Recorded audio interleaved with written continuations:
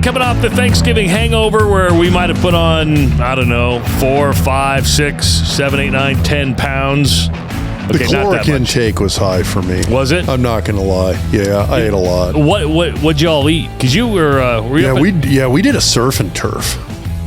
So it was like all grill. Because you showed me a charcuterie board to start with. So my youngest daughter, she's kind of likes the whole charcuterie thing. So she put together a charcuterie board that was outstanding. So we were snacking on, actually, I think we had about 3 different ones going all morning, and then kind of started watching football, had a few drinks, and then kind of got after it that evening. What time do you start drinking on Thanksgiving? Seriously. Well, usually I'll go early, and I was trying to be good, and then my wife decides she's busting out a red beer at like 11 a.m. That's not too late, I don't think. No, well, it was a red beer, so it's a poor man's Bloody Mary, so that means it's okay. You can go as early in the day as you want as long as it's Bloody Mary. Sure. You can do like a stout, a porter, or a Bloody Mary anytime before noon. Okay, I can It's science. Because I don't drink that Clamato shit. Do you ever drink that stuff? Yeah, I like that. Do you? Yeah. Yeah, I can't touch it. Because I've done that before where I've been at seafood places and you'll get I'll throw like a little splash of clam juice. Or do you know what's a good Bloody Mary? Get your Bloody Mary, dump about 3 raw oysters in it. Like 3 oysters on the half shell into the Bloody Mary. Okay, but you're talking not That's a red money. beer, a regular Bloody Mary vodka. Regular Bloody Mary. Okay. Throw like, if you like oysters on the half shell, throw like 3 of them in there. And that's sort of like a highfalutin Clamato. I think I would like that better. Do you end up eating the oysters too? At the end? Why would you not? Okay, they're probably seasoned at that point, too. Oh, hell yeah. Delish. All right. That's protein, dude. Is there anything at the Thanksgiving table that you don't take? So when you're going through the line, is there anything that you don't take? Because I have something. No, I'm one of those guys. I'll eat pretty much anything. I mean, if you do it right. I mean, okay, let's say you're like, yeah, I don't do sweet potatoes. I'm like, okay, I've had like 2/3 of all sweet potatoes I've ever had have been at least decent. 1/3 have been like, yeah, you didn't do that right. You know what I don't take? Huh? I don't take the bread. I don't take the rolls. And I do that because that fills you up a lot faster. So I will give you that. Because I've got mashed potatoes, I've got sweet potatoes, I've got stuffing. I'm not touching the bread. I just leave the rolls. Stuffing is bread. I get that, but why load up on even more carbs when it's just going to fill my belly up? Do you know what I like? I like one big dinner roll at the end to kind of clean everything up with. I think I hurt my mother-in-law's feelings because she made like 158 rolls, like little homemade ones. Okay. Did she do homemade? Homemade, yes. Homemade. Okay, well, that's different. That's different. That's a game changer. I know, and I didn't take one. Yeah, I'd be upset too. Like, I'm upset for her. What the hell, dude? Yeah, but she made a spectacular turkey. It was brined perfectly.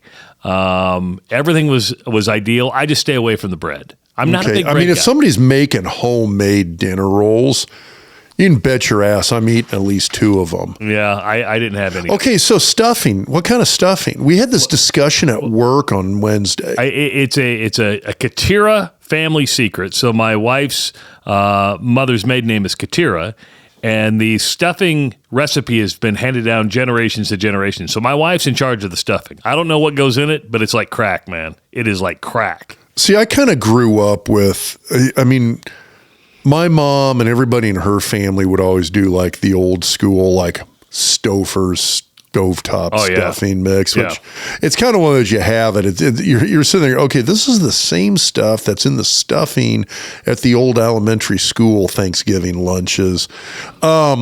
Which, by the way, were good. Yeah, they were. They were delicious. My mom was the lunch lady. She was the head lunch lady.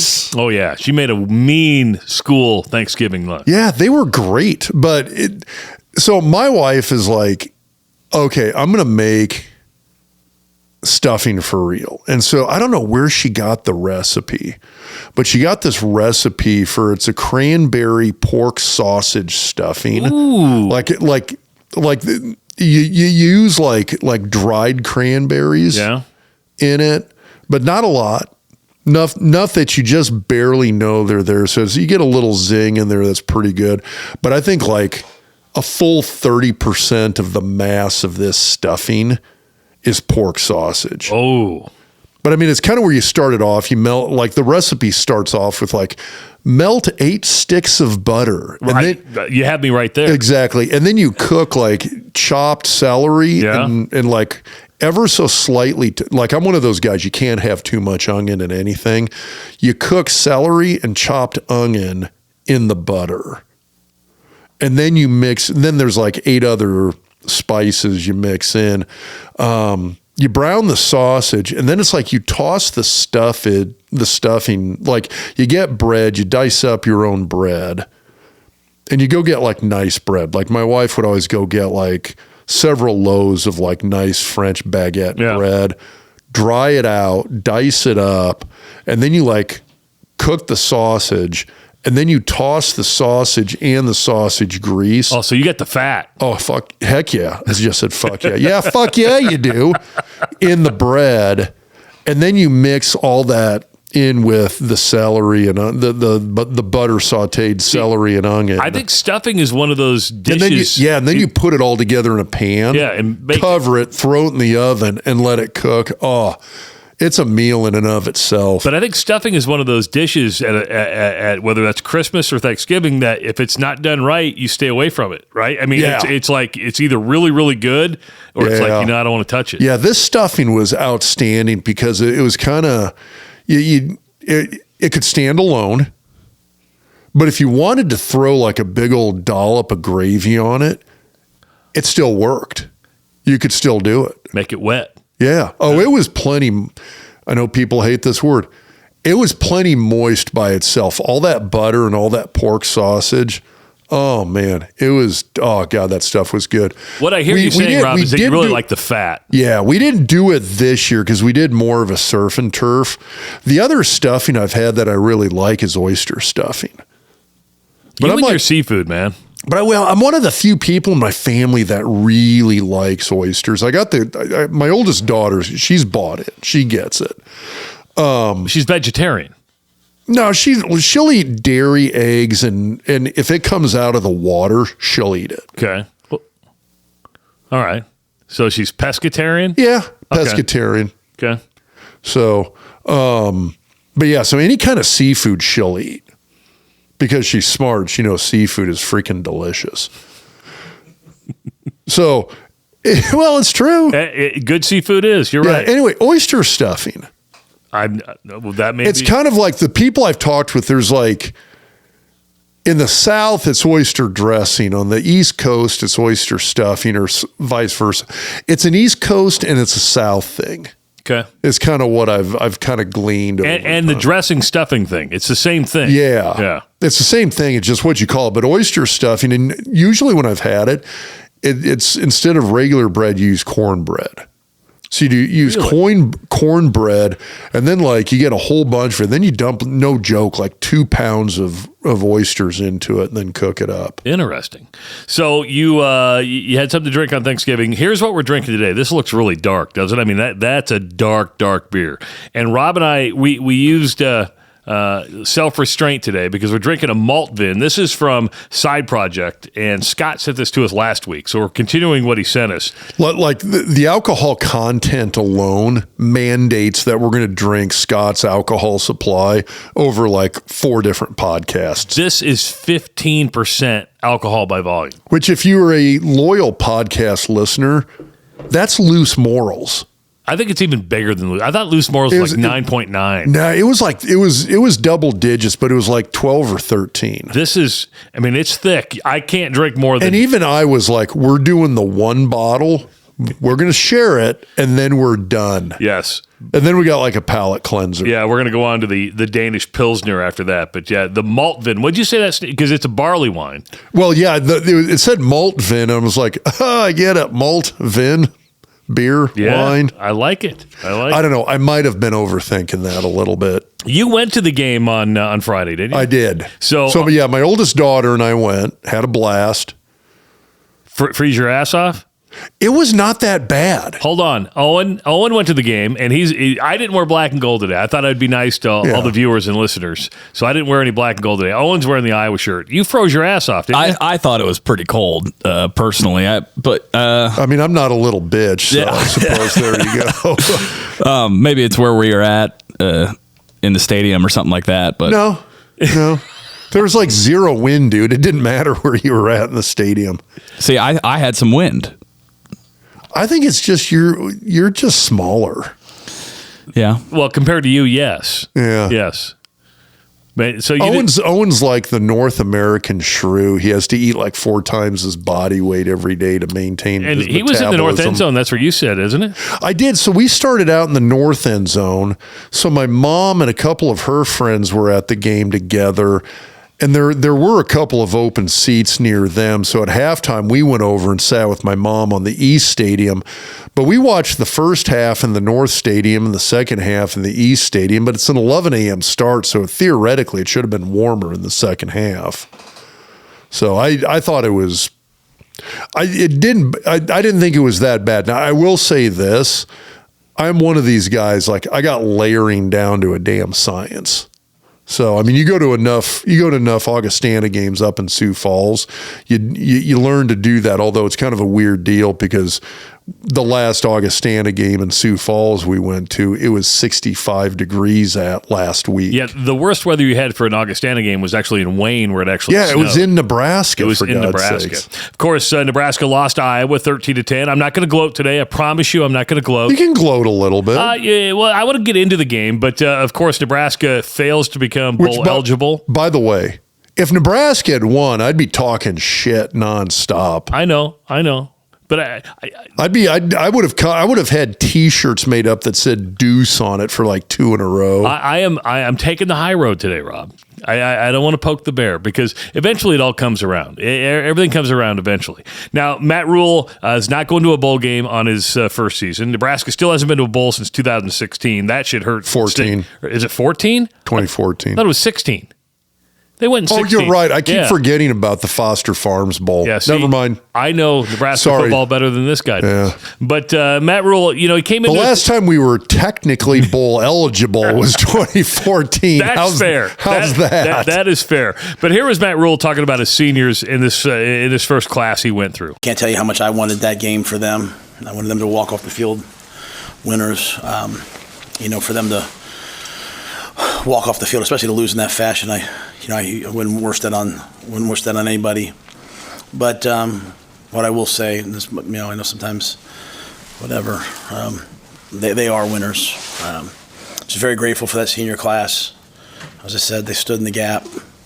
Everyone might not be able to see it. I truly believe they've built something really, really special, and just hate the way it ended. I do agree they're building something. Whether it's special, time will tell. But this senior class has been through a lot, and I do think the program has got better under Matt Rule in year one. I think so. I keep going back to the fact that from a talent standpoint, from a what you have to work with standpoint, okay, you look at what Mike Riley dealt with, and he came in and he had Tommy Armstrong. He had an established quarterback for a couple of years. You look at Scott Frost, he had Adrian Martinez for 4 years. You look at the supporting cast that those guys had. You lose Adrian, he leaves and goes to Kansas State. You get Casey Thompson in there. You look at the personnel, the overall personnel was fairly decent for Mike Riley and Scott Frost. The overall personnel was consistent. When Matt Rule comes in, you take a gamble on Sims in the portal. Casey Thompson goes to Florida Atlantic. You got Harburg, you got Chubba Purdy coming off of injury. You lose your top 2 running backs in one game. By midseason, you've lost, I think it's, 3 out of your top 4 wide receivers. Yeah. In one game, you lost 3 starting offensive linemen. You didn't have much to start with. It was all new guys to start with. And then you lost all of them due to injury during the course of the season. I mean, it's hard for me to judge this when the building blocks of the team weren't that good to begin with, and then you lost half of them as the season went along. So now, on the flip side, I suppose you could look at that and say, like, hey, you had this team that, due to injuries and transfers and everything else, was in incredible flux. And other than the Michigan game, well, and probably the Colorado game, other than those 2 games, you were in every single game you played in until the bitter end. What's the difference? No, the difference is Iowa knows how to win the close games. Nebraska can't win the close.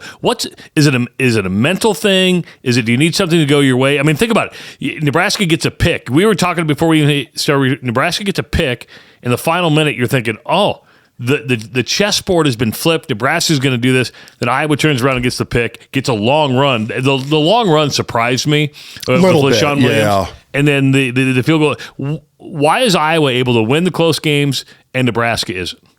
I mean, some of it is that emotional or that mentality thing. I think that does play a role in it. Iowa does. I mean, they live there. That's their thing. I mean, you had told me the week before the game that Kirk Ferentz is most comfortable when he's got a tie game fourth quarter and he's going to sit there and play this goofy field position chess match. That's his thing. That's what he loves. That's what he is comfortable doing with. And he's good at it. And he's good at it, and he's been doing it for 2 decades. I mean, there is a little bit of an art and a little bit of a talent there to be able to manage those games. It's not easy to do, but if you're good at it and you're comfortable with it, and Kirk Ferentz is, you're going to win a lot of those. And Iowa does win a lot of those for that reason. Now, the other thing that we can look at here,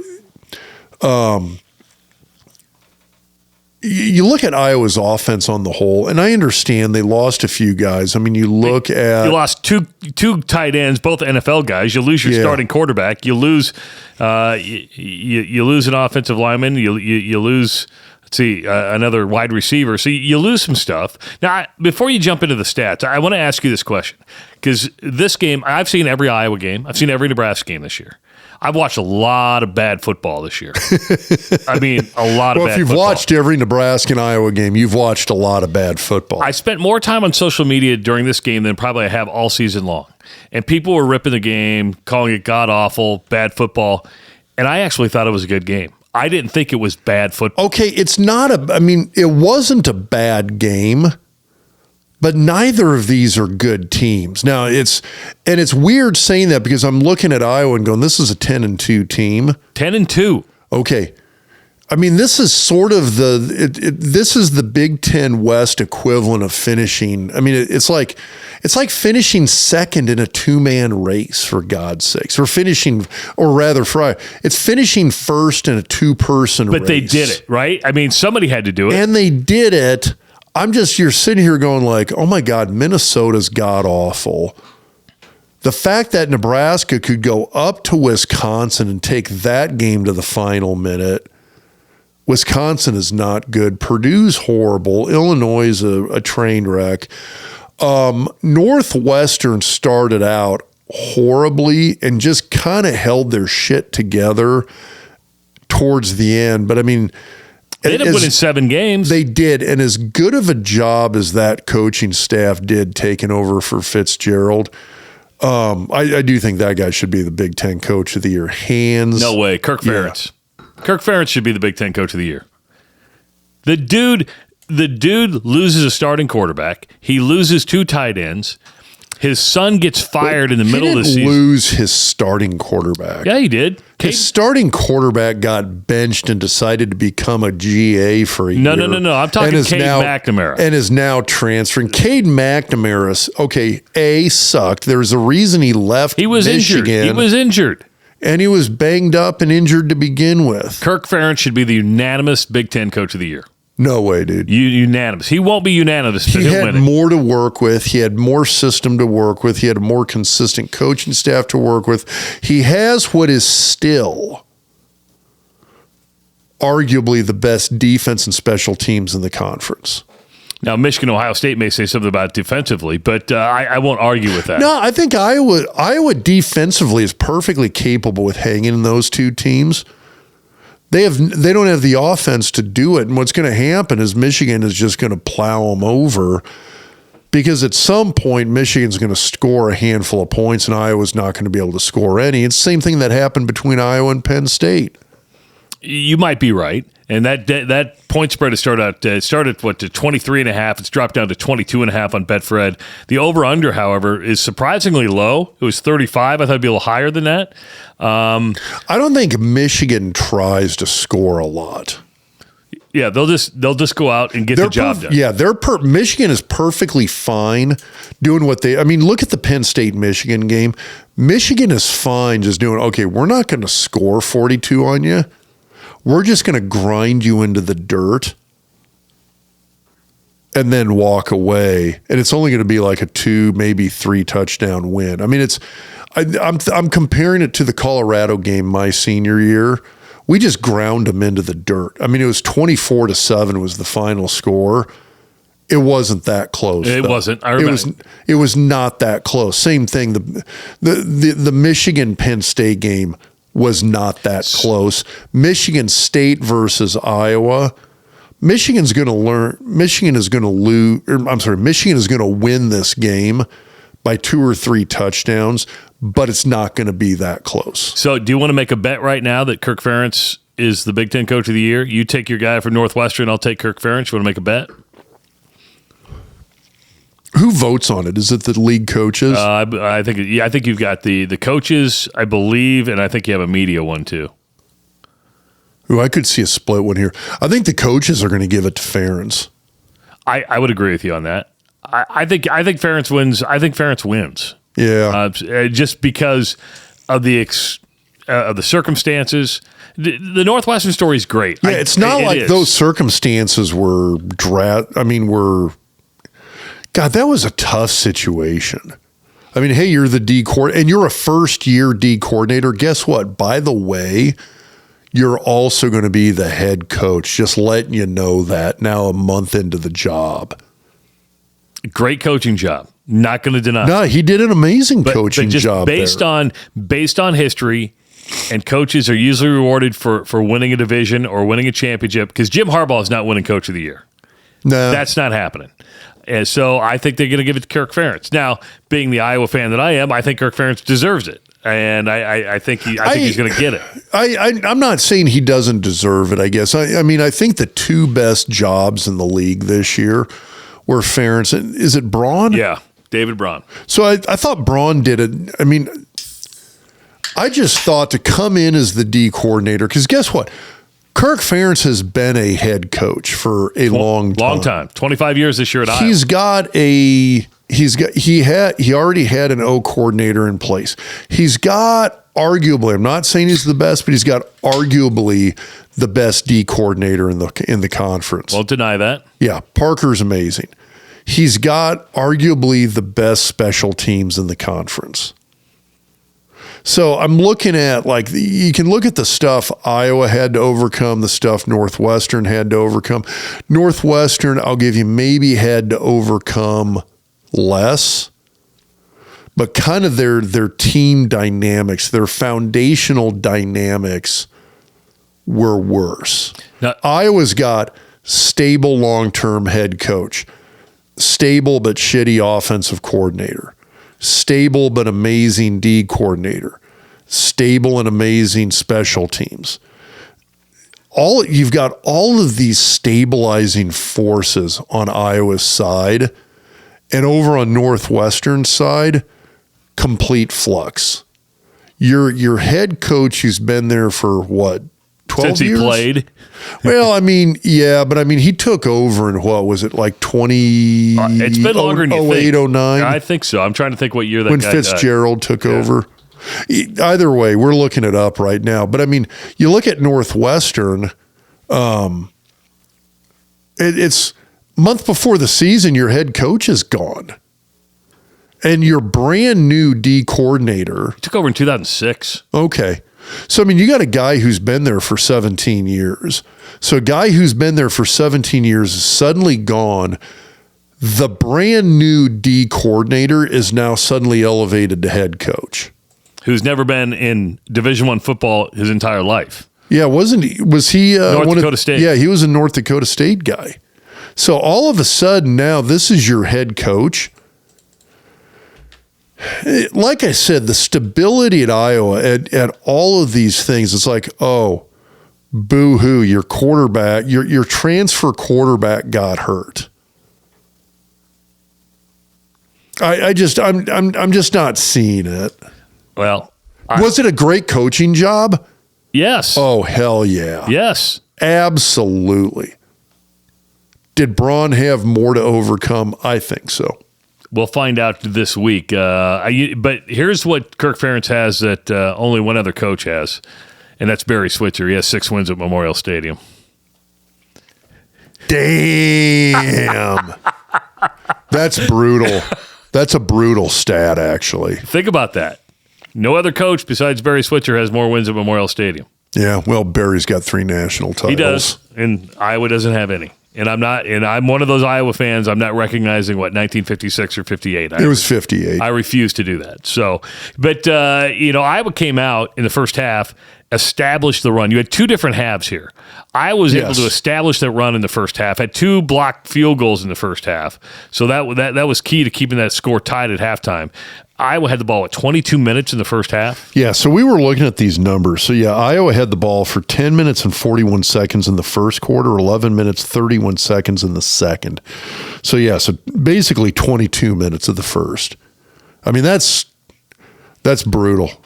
And that was the thing that surprised me, because when you look at Nebraska's defense, I actually thought Nebraska's defense would be the more dominant appearing defense in this game. I thought because I'm looking at Deacon Hill, the guys that have given Nebraska trouble, it's guys like Mordecai, who, I mean, and it's not like Mordecai is Patrick Mahomes, but it's guys who can move around and cause you fits.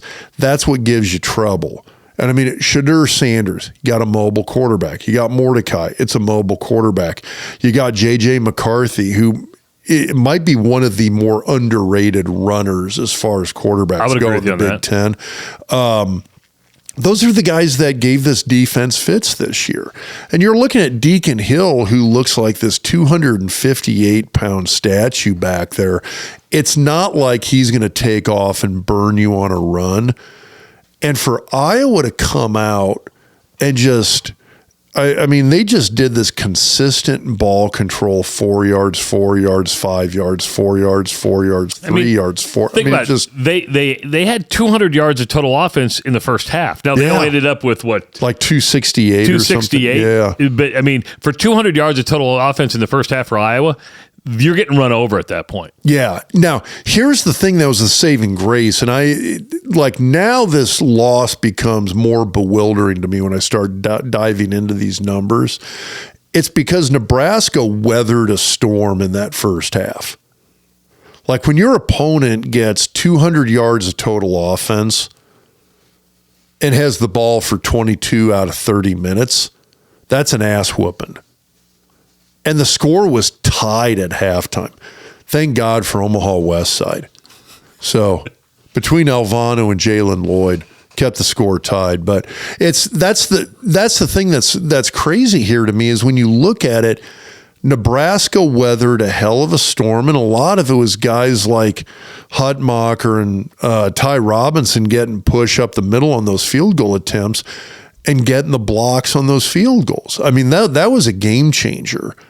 Because now the score is tied at halftime, And then you look at what Nebraska does in the second half statistically, and Nebraska has the ball 11 minutes of the third quarter. I mean, it was an 11-4 switch in terms of time of possession. And then Nebraska had the ball for almost 9.5 minutes in the fourth quarter. So Nebraska completely owns the clock in the second half of the game. But can't find a way to score. And they cannot find a way to score. Now, you've got these massive what ifs.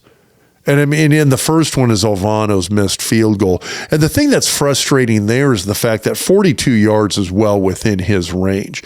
And I tweeted this, I still think Alvano is going to be an outstanding kicker for Nebraska. I really do. If this is his adjustment as a true freshman to Big Ten football, I think I can live with it. Because I think the kid's an amazing athlete. And I mean, now that he's going to be a little more used to it, he's going to be a little more used to some of these college level pressure situations. I think he's going to end up being outstanding. But that one was disappointing because 42 yards is well within his range. So that one hurt. I mean, his big mistake was he didn't come out for a 60-yard field goal, which you kind of want him. I mean, say you're going to do a fake field goal without saying you're going to do a fake field goal, and that's lining up and taking one from 60, right? I don't think Iowa would. I think it was better. I don't think Nebraska would have got it there. I think Iowa was thinking there's no way they're going to kick from 60. That's his range. Yeah, I've watched him do it. I don't know if it would have been that 50, big of a surprise. Yeah, 50 plus was well within his capabilities through high school. I get that, but I don't think anybody in their right mind thought that they were going to try to kick a field goal there. Yeah, probably not. So, I mean, I know he was a little upset, but I still think the game to play at that point is flip the field. Yeah, just do it. Yeah, pooch punt it. Yep. And I think it worked out. I mean, I was surprised when he said he had a fake called there, and he's like, well, the kicker didn't run onto the field. Well, because nobody in their right mind is thinking you're going to kick one from 60. Yeah, don't you think that? I agree. Yeah. So I mean, that's the thought process. Which that's a little. Yeah, it messes with your head a little bit. So I agree with that. Yeah. But I mean, 42. He should have had the 42-yarder. And it's just, he should have. It's within his range, and that's a makeable field goal for him. And it was online and just hooked late. Yeah, and that was the kicker. Soccer players, they always put a little English on it. Nebraska threw 7 times on first down. Yeah, that was disappointing. Yeah, is that too much? Yeah. I mean, in my book, I'm not ready to. So a lot of people, I mean, for about a month now, we've been hearing the Fire Satterfield comments. Oh, yeah. I think we got comments coming later on about it. Kind of my thought process has been, it's just, I have a lot of trouble laying judgment upon him when I know what he has to work with. And God, it's not much. That's the thing is, I mean, when you look at what he has to work with at quarterback, at like this depleted wide receiver core where probably he's got 3 targets. He's got Kemp, and then it's Jalen Lloyd and Malachi Coleman, who are true freshman wide receivers. You've got Bullock. I don't think they use Fedoni enough. Yeah, I think they should have got. Yeah, and it's one of those things that you go into a game with a game plan, and sometimes it just doesn't work. I don't know why they went away from the tight end. I don't know why they went away from the inside run game. The outside run was not there, but I think it could have been inside, and I think they should have stuck with it. You tell me. I mean, Iowa, and if you watch the Doc's Diagnosis this week, we do an Iowa play with the tight end breaking open and he's wide open. I watched the Michigan-Ohio State game. Michigan's tight end, huge factor in that. I'm thinking of Fedoni. I'm like, I don't think they use him enough. I agree. I mean, and I also think he's got good hands. I mean, the guy makes the catches when the ball's there. So, yeah, I'd like to see them use him far more than what they have been and wish they'd gone to him more. I kind of feel like they went into this game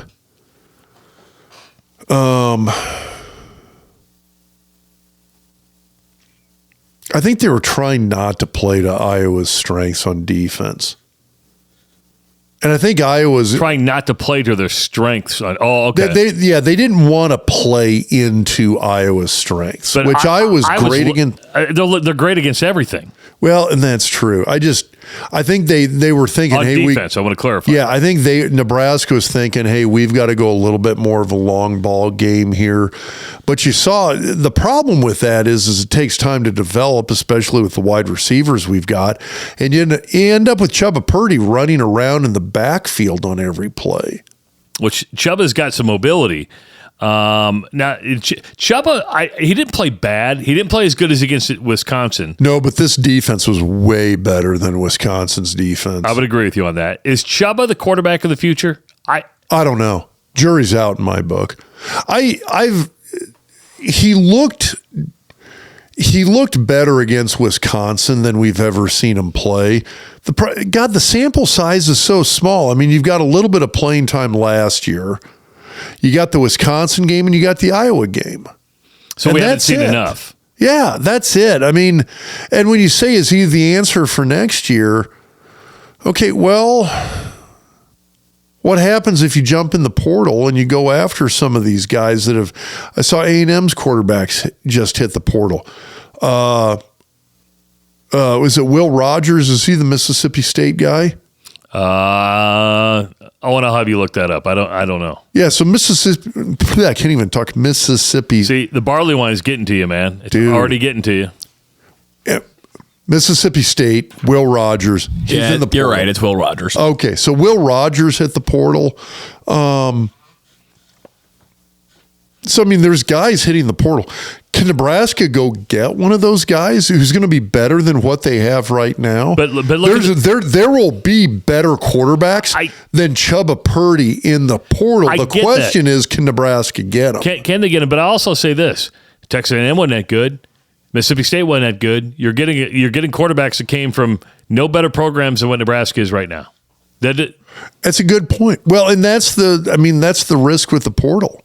It's 100%. I mean, everybody's sitting here going like, "Well, we need to go to the portal and get linemen and a bunch of quarterbacks." And I've said this before in the podcast. It's not that easy. It's only going to get tougher the more the money flows. Because we've talked about so I mean, kind of the two examples that in my mind are sort of the shining examples, or three actually. You got Jordan Travis at Florida State, he's out injured for the rest of the year. But Bo Nix and then Penix at Washington. I mean, all of those guys were transfer quarterbacks. Penix, Indiana guy, Bo Nix, an Auburn guy. Yeah. Jordan, God, he might have been an Auburn guy too. I got to go double check my facts on that one, but you got three guys that are all. I mean, those are home run hits. That does not happen much. I mean, what do you think's a good? You want your portal guys to be like 100%, but you're never going to bat. You're never going to bat 1,000. No, I think the best portal guy that Nebraska got was probably Ben Scott at center, and he was solid.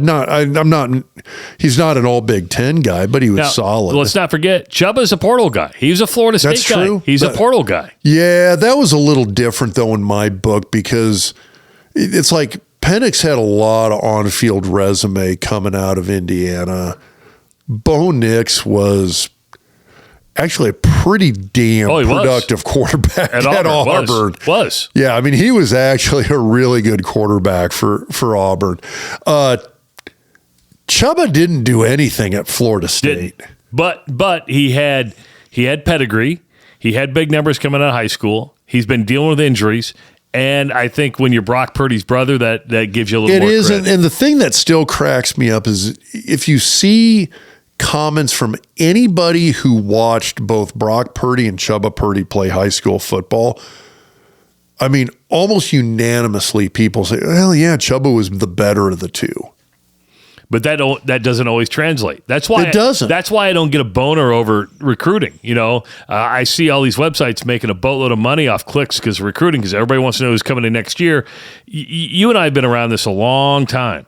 You can be the greatest fucking high school player in the world until you actually produce at the college level. What you did at high school doesn't impress me. Doesn't impress me at all. Absolutely. Late in the game, of course, Nebraska had a chance to win this thing. They got a pick. Deacon Hill threw a pick. They get the ball back with about a minute to go. Actually, less than that. And then things started unraveling. First of all, they line up, and then they're forced to take a timeout right away, which people are criticizing the poor clock management. So here's Matt Rule talking about that timeout they had to take late. Yeah, we'll just put it on us. I think, some young guys got in there. Billy went down. Billy was trying to come back. Some guys just got in there and just got a little confused about where to line up. So, anything like that, to me, it falls on me. But that was, just a play call. And again, guys were having to, we're down to, when Billy goes down, you're down to really 4 wideouts that play for us. And just guys trying to play different positions just got a little confused. So he said it's on him without really saying it's on him, because he actually pointed the finger at young guys. Well, his point is that, and this is the thing I keep going back to, it's hard for me to criticize the coaching staff. It's hard for me to criticize Satterfield. It's hard for me to criticize both clock management as well as play calling when Nebraska has to deal with what they have to deal with. And we're talking about, God, it's a pretty ragtag bunch. I mean, you've lost 3 or 4 wide receivers, 2 or 3 running backs, over 50% of an offensive line at some point during the course of the season. The guys you have, when you look at like Teddy, who's still, and again, this is just me watching him play, still coming back from a couple of knee surgeries and a couple of shoulder surgeries. You've got these guys that are just incredibly banged up. I mean, it is about as patchwork as you can get. And I understand there's teams where walk-ons succeed and get out there and they shine. But I mean, you look at Nebraska, and I mean, you take the Bullocks brothers. I mean, it's Omaha Creighton Prep kids with Alex and John. I think it's John. Yeah. Okay, just double checking that. I'm talking to the Creighton Prep grad in the room. That's the Prep grad. Yeah, Alex and John, you got it. So I mean, and now here's the thing. They're good athletes and good football players.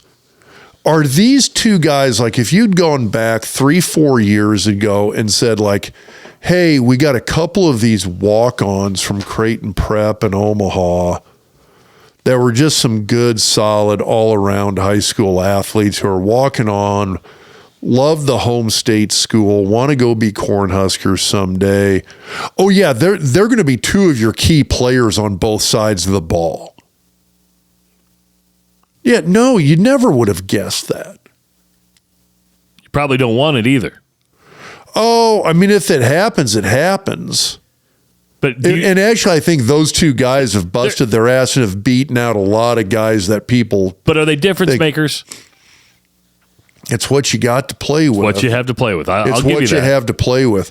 But that's the thing is I'm sitting here going like, you got Nebraska, who does have a slew of 3 and 4 star guys at that position who have either transferred or are injured. You got guys at running back out injured. When you look at what this coaching staff has had to work with, so when you listen to that soundbite from Rule and he's like, he goes, it's on us in terms of getting these guys ready to play. I get it. It's just that when the guys that you're trying to get ready to play are a bunch of former walk-ons, I mean, that's just not much to work with. I mean, I got in a great Twitter discussion with a local volleyball coach, and she made the point that, hey, these are D1 athletes. Next guy up, you got to be ready to go. That's not true. Well, and to a degree it is true. And so my brother and I had this discussion the other day. But there's a reason you have a second team, a third team, and a scout team. And I get that, but my brother's comment to me was, he was like, oh my God. He goes, what is up with all the injuries? And I was like, dude, John, We had these injuries when I played. Your depth was just better. And he was like, what are you talking? He goes, it wasn't that bad. And I was like, okay, my junior year, we lost Brendan Stye, All-American guard, to a bad ankle fracture. Same game, we lost John Peterson, one of our centers, to the exact same type of ankle fracture. 1 week later, I have a severe ankle sprain, nearly fracture my ankle. A week after that, Steve Ott, one of our alternate starter offensive guards, shatters his ankle. That's 4 O-linemen in a span of 3 weeks. Which would decimate most teams. It would. We just threw another all-conference guy in behind him. But you had better depth at that point. And that's my point, is that there's the difference. Is that, listen, if you're in Alabama or Georgia, guess what? That second-team guy is a future all-SEC offensive lineman. That's what we had at Nebraska. And I made this point, I don't know, on the podcast a couple of weeks ago. Tony Veland tears his ACL in 94. Not Tony Veland, oh my God. Mike Minter tears his ACL in 94. Going into that season, he was hands down the best defensive football player on the team. We lost him game number 2, and we replaced him with Tony Veland, who's a future all-conference safety and Super Bowl champ. Why do you always got to be smarter than your brother? So John had to back down from you then after you had the conversation. Well, I'm way smarter than John. I mean, holy cow, dude. It's not that hard. No, my point is that, okay, look at running back. Like, I remember my junior year, the running back lineup was all-conference Calvin Jones, drafted by the Packers. Number 2 was Lawrence Phillips. Then you had Damon? Then you had Damon Benning. And then Clinton Childs. Then you had Clinton Childs. I mean, we went 4 deep with all-conference NFL guys at one position. Can you do that in college football today? It's hard. God, it's hard to do today. I don't know if you can do that today. That's the thing, is now, like, one of those guys is going to transfer to Memphis. One of those guys is going to transfer to Boise. One of those guys is going to go to K-State. Yeah. I mean, at fullback, we went Corey Schlesinger, Jeff Makovica, and then Joel Makovica. You had Billy Leggett in there who would take your head off in an instant. I mean, it was just, God, we were loaded. Yeah, because the transfer portal will keep depth from getting as deep as you were. I mean, my backup was Chris Dishman, who was like a 10-year NFL guy with the Arizona Cardinals. That was my backup. That's crazy. I mean, it just kept going and going and going. Dish's backup was Adam True, who was like a 13-year guy with the Raiders. Started in the Super Bowl. Yeah, you're just not going to see that anymore. I mean, it's just, people are going to go because they want to play. Yeah, we went 3 deep with NFL guys at every single freaking position. Guess what? Nebraska right now does not have that. Guess who does? Georgia, Alabama, Michigan. Ohio State, Oregon. Teams that are going to be playing for the national championship, or at least in the playoff. Playoff teams have that kind of depth. It's one of we had those injuries. We had those losses. We just went with, well, who's the next all-conference player? We'll just put them in there. So after the timeout, they come back out, and you draw this up on the Doc's Diagnosis presented by the Centris Federal Credit Union. You can see that on Monday. It's the Purdy INT, which just totally took the wind out of Memorial Stadium. And a lot of people look at it and go, how in the hell did he throw it over the middle when the guy was standing right there? You break it down quite... I mean, I would drew that up in a zone blitz perfectly. It's a great zone blitz. The thing that's kind of funny about that is it's a little bit of a blitz pattern that's become maybe a titch antiquated. I mean, this is a blitz that I remember kind of came in about 20 years ago. It's like essentially what you do, you bring an extra linebacker or a safety, and it's a guy you need in zone coverage. You just drop a defensive lineman back into that zone then. And the idea behind it is that in the quarterback's brain, they're not thinking that, I mean, you're not thinking a defensive lineman's going to be standing 15 yards deep into the defensive backfield. Like their brains aren't conditioned to think that way. So when they see that blitz, in their mind, they've now got a completely wide open wide receiver. You've got a guy with nobody on him. There's nobody on the defense accounting for that guy. And so as a quarterback, the design behind it is you're trying to trick the quarterback into throwing the ball to that one offensive player who should be completely uncovered. But if the defensive lineman goes to where they're supposed to go, they're going to be sitting right in the zone ready to make that pick. I don't know if Iowa could have executed that any more perfectly. Well, and Ethan Heckert, who made the pick, said that his linebacker told him, drop back. I think he was supposed to go, and they must have seen something, but he was told late, drop back. And that's a smart defense. I mean, that's a defense that, I mean, that's some serious second and third level thinking by a linebacker for him to tell Heckert, hey, I'm recognizing this. If we zone blitz this and drop you back, that guy's going to be the one guy the quarterback's going to be going to is going to be the guy that you're going to be essentially covering. And that's what happened. I mean, and it's super easy to look at Chubba and say like, well, how did you not see the guy? So much of this stuff is based upon timing, reaction time, recognition of what I'd say recognition of what you're, of the defense, but also recognition of what you're expecting the defense to do. And on that given play, the play side linebacker and the play side safety both blitz. And in Chubba's mind, he's sitting there thinking, oh, if that play side linebacker and play side safety both blitz, that tight end is wide open. There's nobody covering him. But quarterbacks are also conditioned to think there's not a defensive lineman dropping back into fucking pass coverage. And that's what burns you on a zone blitz. Now, here's the other thing I'll say. I would probably guess, and this is a little bit of anecdotal. This is just me watching football. I don't have actual numbers in front of me. I would say that zone blitz where you drop the defensive lineman into coverage, it works maybe at most 30% of the time. The other rest of the time, the quarterback looks and goes, holy shit, there's a 280-pound defensive end standing right there. I'm not going to throw the ball at that guy. But if you watch Heckert, he took 2 steps in and then back. So I think he disguised it. Yeah. He disguised it. Yeah, he gave it enough that, I mean, if the quarterback was looking at all, it looked like, okay, I got 4 down linemen rushing. The middle's going to be wide freaking open.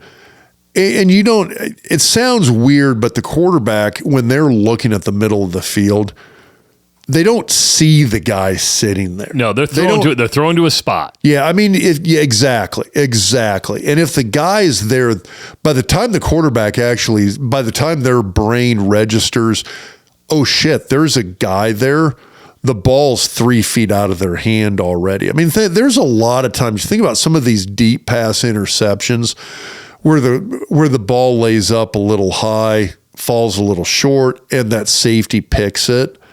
The quarterback doesn't see that safety. They were expecting to see something else there from a coverage standpoint. Same kind of thing. From a coverage standpoint, the quarterback is not expecting that guy to be there. So by the time they actually do visually see the guy, the ball's already out of their hand. What was a bigger surprise to you? Now, that put to Iowa within about 2 or 3 yards of field goal range for Drew Stevens, who never kicked the game winner for Iowa. LeSean Williams had a 22-yard run on the very next play. That one surprised me. I was surprised he went for 22. I was happy, but I was surprised. Little bit. I hate saying the defensive spirits were down in that setting, but God, it'd be tough for him not. I mean, you just got the interception that put Nebraska essentially at midfield in position to, at best, get into field goal range and kick a field goal. At worst, we're going to overtime. I gotta be honest. I'm taking Nebraska in overtime. 100%. I don't disagree with you. When Hill threw the pick, I'm like, this game's over. Yeah, I was. Even if it went to overtime, I'm like, I was not going to beat Nebraska in overtime. Too, and so when Nebraska threw it right back to Iowa, and here's the other thing. I mean, Nebraska really shut down Iowa's offense in the second half. First half, that inside run was working. It was. It was there. First half, I'm sitting up in the north end zone. So I'm watching gap play. I'm watching the way these blocks are playing out. You can see the hole perfectly. That hole was there the entire first half. Nebraska's defense kind of shut it down the second half. I think Nebraska's defense, I think it was probably enough of an emotional load. They kind of reverted to first half play. I think the difference is between Iowa's defense and Nebraska's is Iowa's put in that position a lot, and they live there. They live there. They absolutely live there. And I don't think that can be overstated enough.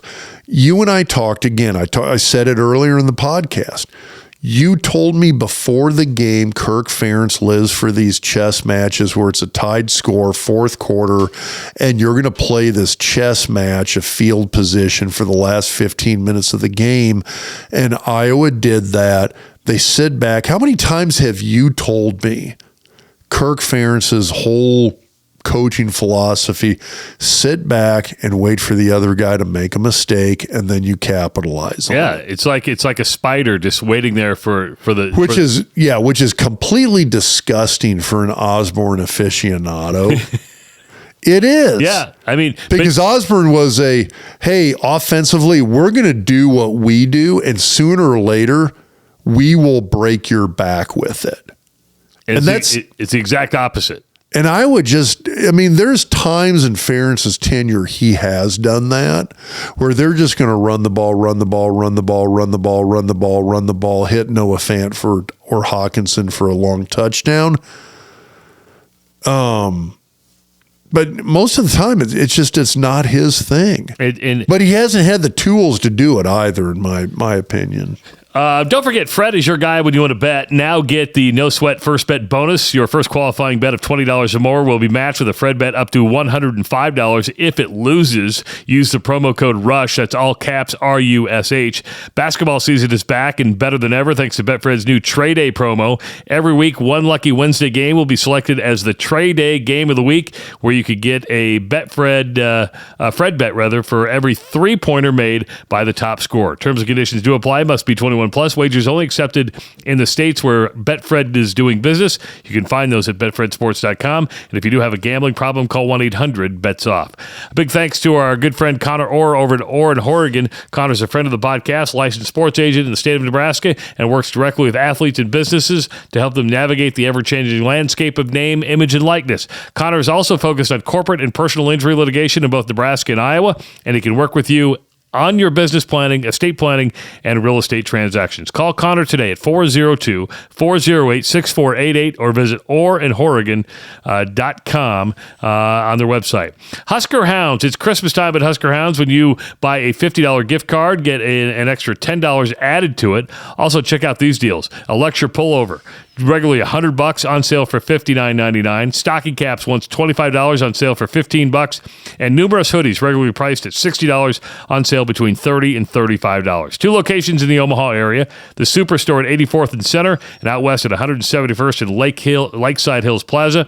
Or you can make it easy on yourself and shop at huskerhounds.com, where you get free shipping on orders over $50 and a flat shipping rate of $4.95 on anything under $50. Our friends at Centris Federal Credit Union can help you explore the ways to check some of those renovations off your list for your home with financial help with a home equity loan or a home equity line of credit. Centris Federal Credit Union is a proud sponsor of the Doc's Diagnosis, which you can watch by subscribing to our YouTube channel, federally insured by NCUA. So can I go back to Husker Hounds? Yeah.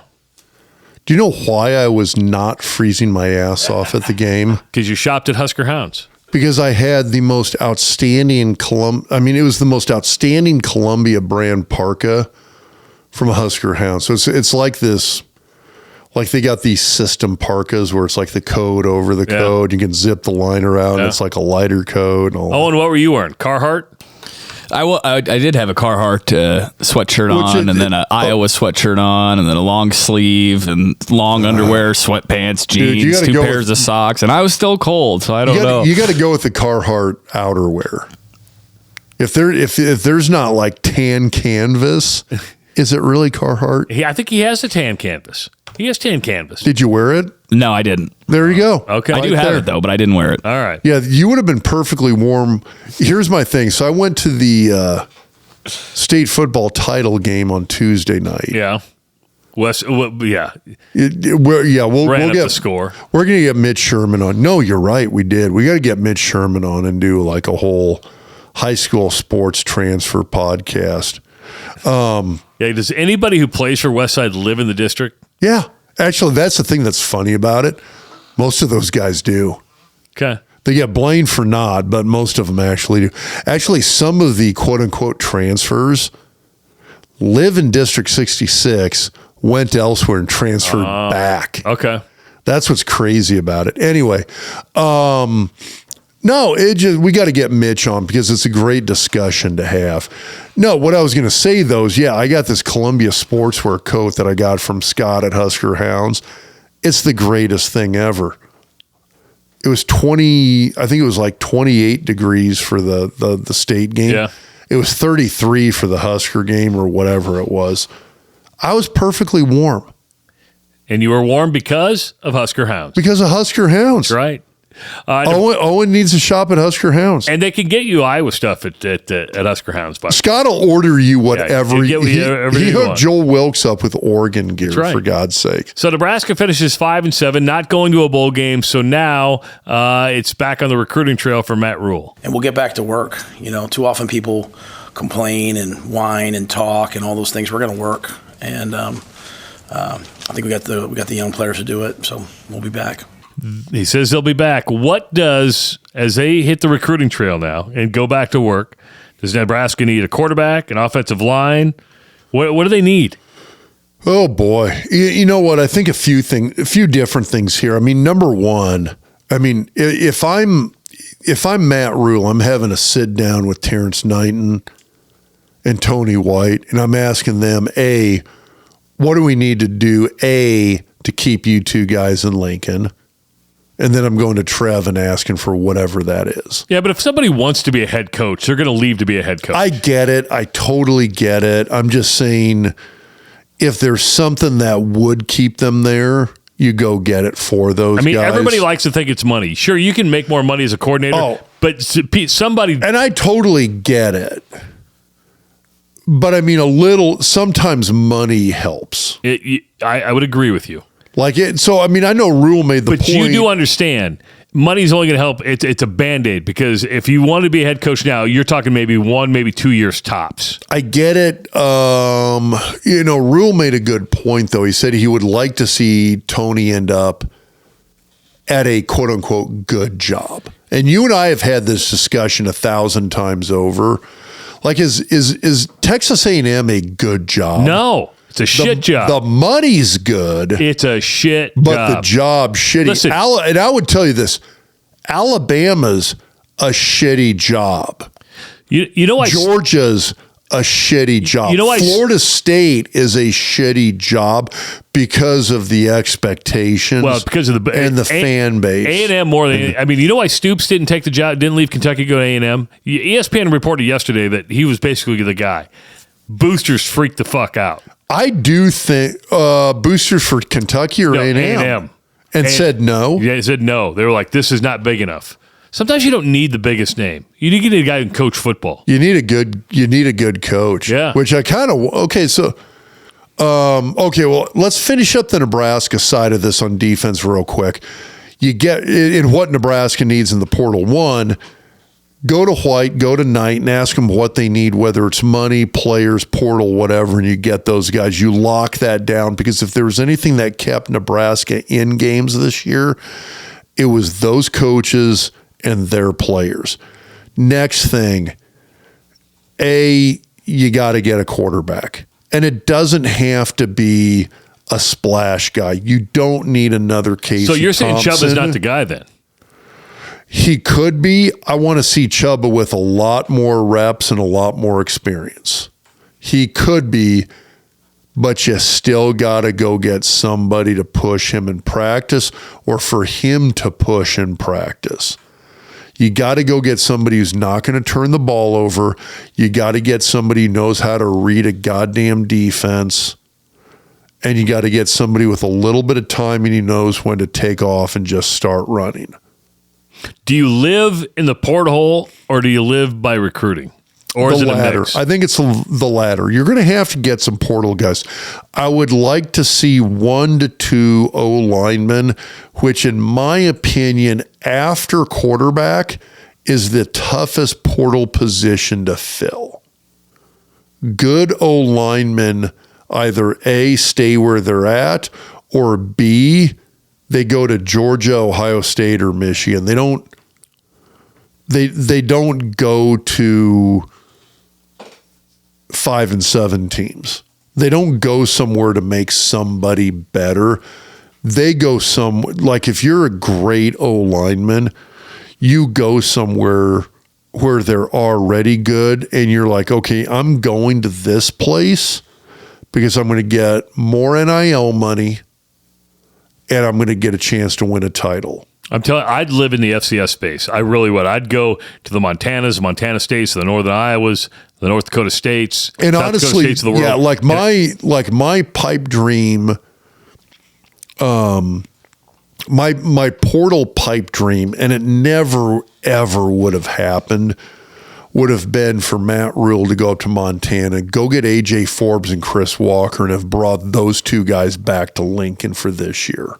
Because they had a picture of themselves last week celebrating, and you're like, it was like a whole Nebraska transfer thing. Just brutal. You got Vince Genatone up there. I mean, I'm looking at them just like, all this talent up there. They win the Big Sky. They beat Montana State. I got to look and see how they did although they actually, I think Montana might have had a first round bye in the FCS play. I think you're right. I don't think they played this weekend. But I mean, I totally agree. It's the Samari Torres is who you want. And those are the guys to get. And right now, those guys are at an absolute freaking premium. I know there's a DN from Penn who's got like 25 Power 5 offers. But you have to be selective. Recruiting still has to be the main focus, right? You have to be selective with the portal. Yeah, if you're to do the portal, you're going after 1 quarterback, 2 O linemen, and then the rest of it, in my opinion, is you're going after the high school kids. You're going after those guys that you're going to develop over the next 2, 3, 4 years. I mean, I really, really wished we could have seen Sam Sledge out there for a couple of games. I really wish we could have seen Gatula out there for a couple of games at offensive tackle. Let's see what a couple of those true freshmen could have done. They're not going to burn their red shirt. Get them a few games worth of experience, and let's just see what they're capable of and get them a little bit of that game experience, because you've got some guys that I do think are going to be pretty good going forward, and I want to see what they're capable of. But I think going that route is the way to do it. The portal's great, but I totally agree with you. I think you go down to the FCS level and you find some of these absolute monsters at the FCS level and you go get those guys.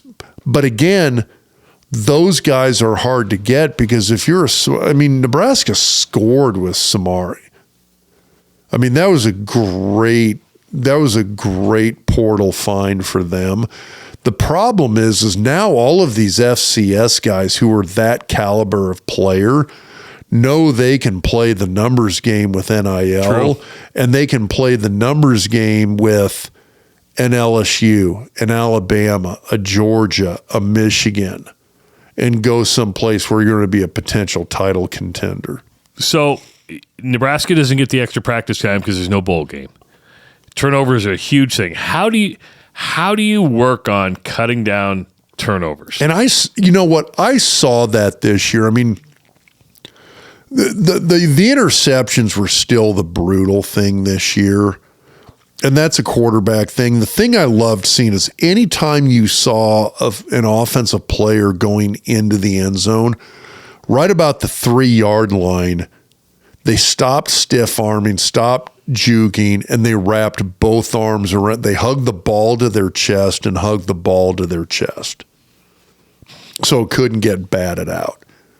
That got really consistent. So I'm sitting there and I'm watching. I'm going, okay, here's a group of players that are actively being coached to not give up turnovers. They just got to keep doing that. It's just a process. And a lot of people are like, okay, well, they got 12 games under their belt. It should be innate by now. No. Some of these things that people think are like an easy flip to switch are not. Turnovers and penalties are a cultural thing that it takes, in my opinion, at least 2 to 3 years to fix. And winning close games, which Nebraska hasn't done like forever, that's just, you need to get one under your belt, don't you? Don't you just need to win one, maybe then two? No, you got to win like 10. Before it switches. Before that flip switches. Because using Iowa's comfortable in that situation. They don't get phased when it's 10. And here's the thing, Iowa absolutely lives there. So it can't be 3, it can't be 5. It's got to be, you got to got like 10 or 12 really close wins before you kind of start to fall into that. Yeah, we're perfectly comfortable with this. So we're recording this on Sunday afternoon. A lot's going to change in the next couple of days. However, Tom Allen fired at Indiana. Not surprising. He's owed $15.5 million. Yeah, when he lost his O coordinator, it all went downhill. Yeah, I mean, he did okay there.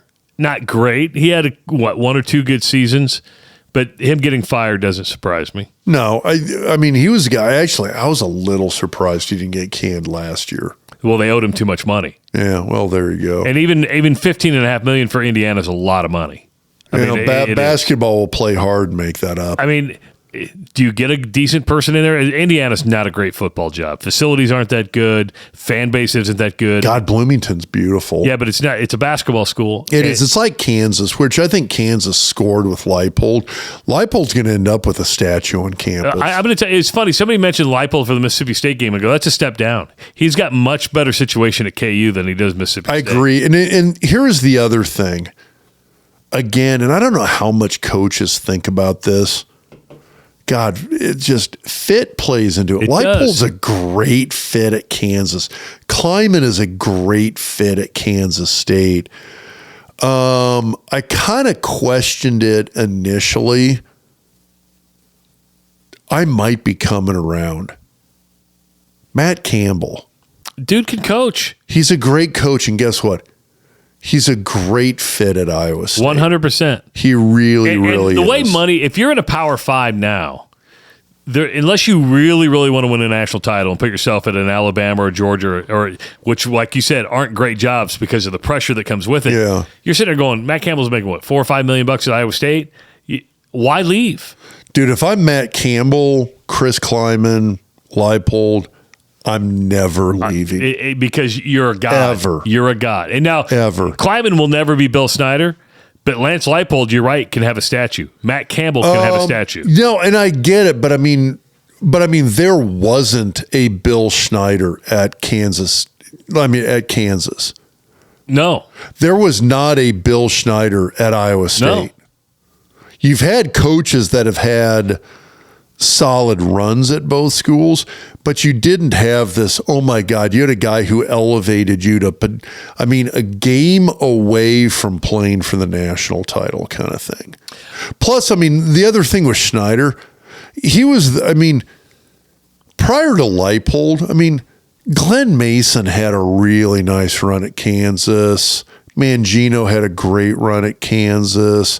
You look at Iowa State, McCarney had a couple good seasons. Okay, McCarney. I thought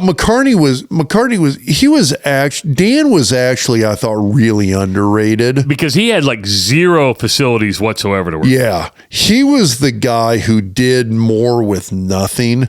But I mean, I thought Dan McCarney did really well. Who is the guy after McCarney? God, well, Gene Chizik came in, and then he was there a year. Yeah, not Paul Chizik. Rhodes. Thank you, Paul Rhodes. I mean, Rhodes was the guy who came to Lincoln Pelini's first year and got, 8 turnovers in one game. I'm so proud. I mean, I'm so proud. But before, God, that was so funny. But you know what? Paul Rhodes was a solid coach. No, he wasn't. He was solid. He was not a solid coach. You know what his problem was? What? Is that he showed his emotions on the sidelines, and his emotions affected his team. Okay, what was Paul Rhodes? Owen, look up what was Paul Rhodes' record at Iowa State? I think you're going to be surprised it wasn't that good. I think you're going to be surprised. There's a reason he's had a hard time keeping a job, even as a coordinator after leaving Iowa State. Paul Rhodes, he was perfect for Iowa State in a Band-Aid fix after Gene Chizik because he was from Ankeny. He was from Iowa. That kept everybody happy. But in the long run, he was an average coach and a great motivator. How's that? How about this? Iowa State's an average program. As of right Football-wise. now, I wouldn't disagree with you. Great wrestling. Excellent women's basketball. I think Matt Campbell has it above average. Now, record wouldn't dictate that, but I think Matt Campbell can be a lot more consistent. And the truth is, he's won more. His percentage is better than Johnny Majors. It's better than. Well, now that's the thing. I mean, you had Johnny Majors. Okay, well, I guess. Oh, so my bottom line here is that you had Earl Bruce. You look at Iowa State. You had Johnny Majors. You had Earl Bruce. You had Paul Rhodes. You had Dan McCarney. You've had these runs that, at least by Iowa State standards, were fairly solid. Now they're just more consistent. Matt Campbell's been more consistent than either one of those guys. Okay, I got some Paul Rhodes stats here. Give me numbers. Okay, we're looking at, looks like he coached there from 2009 to 15. Does that sound right? Okay. 7 years. Wins 32, losses 55. Yeah, that's pretty mediocre. Yeah. And bowl games. 1 or 2? 3. 3. He was in his first, third, and fourth year, he was in bowl games. So basically 50% of the time he was there, they went to a bowl game. Sure. Better than Scott Frost. That's true. Better. I'll give you that. So I'll give you that. That's fair. Dana Holgerson also got fired today. He was at Houston. He was at Houston. Is Houston a good job? A lot of money, but unrealistic expectations. No, I look at Houston as, in my opinion, that's a sleeping mini giant. Really? Okay, so I always call it the Houston curse. So you look at all these guys like Sumlin, Charlie Strong, guy who went from Ohio State to Houston to Texas. Who's their last coach? Tom Herman. Tom Herman. Yeah, you look at, there's all these guys that it's these guys who are like, just their coaching style is just built for the mid-majors. And that's Tom Herman and Sumlin and Guess what? Strong. Houston isn't a mid-major anymore. Houston's a Power 5. It's a Big 12. It is. And don't look now, Big 12, because Arizona started kicking some ass towards the end of the year. They did, and I get that. I think Houston would be perfectly fine in the Big 12. I think there's a handful of coaches who've done really, really well there, but were not suited for, not a good fit for Texas or Texas A&M. And you've got all these coaches, they go to Houston, they're doing great, they've got inroads into recruiting, they're pulling the kids in, and then they're like, I'm going to take my show to Texas. Or I'm going to take my show to Texas A&M, and they flat out bomb. I think Houston's one of those places where it's a place where you can actually do a lot of damage at, and I think Houston's a good job. And I know the expectations are high, but guess what?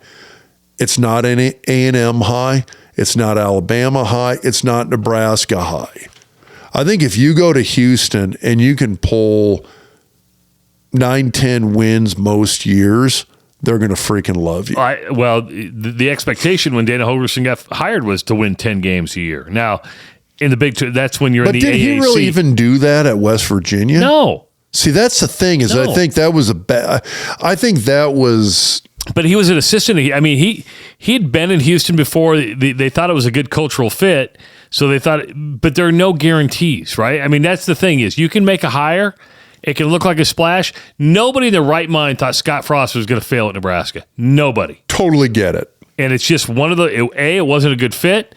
And that's the chance you take. Let's bring up your Michigan State Spartans. You talk about fit.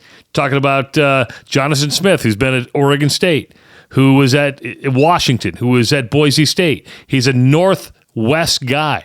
He comes to the Midwest. And he's an Oregon State grad, correct? Is this a good fit? It's a 50-50 thing, right? You're never going to know. Yeah, I thought he was an amazing fit at Oregon State. I mean, there's some of these guys that... But you're losing your Power 5 status. You're like, if I don't get out of here, I'm going to get buried in this mid-major shit, and I'm never going to be able to compete. Yeah.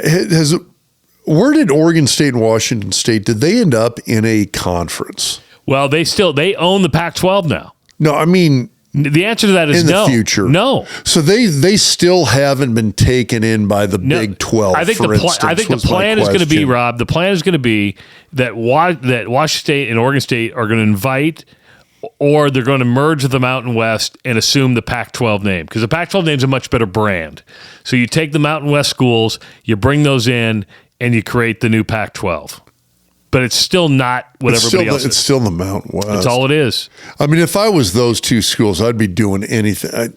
Nobody wants them. Dude, how can you not get into the Big 12? They're like Mikey of conferences. They will eat anybody. There's no value. It's all about money. There's no value in them. I get it.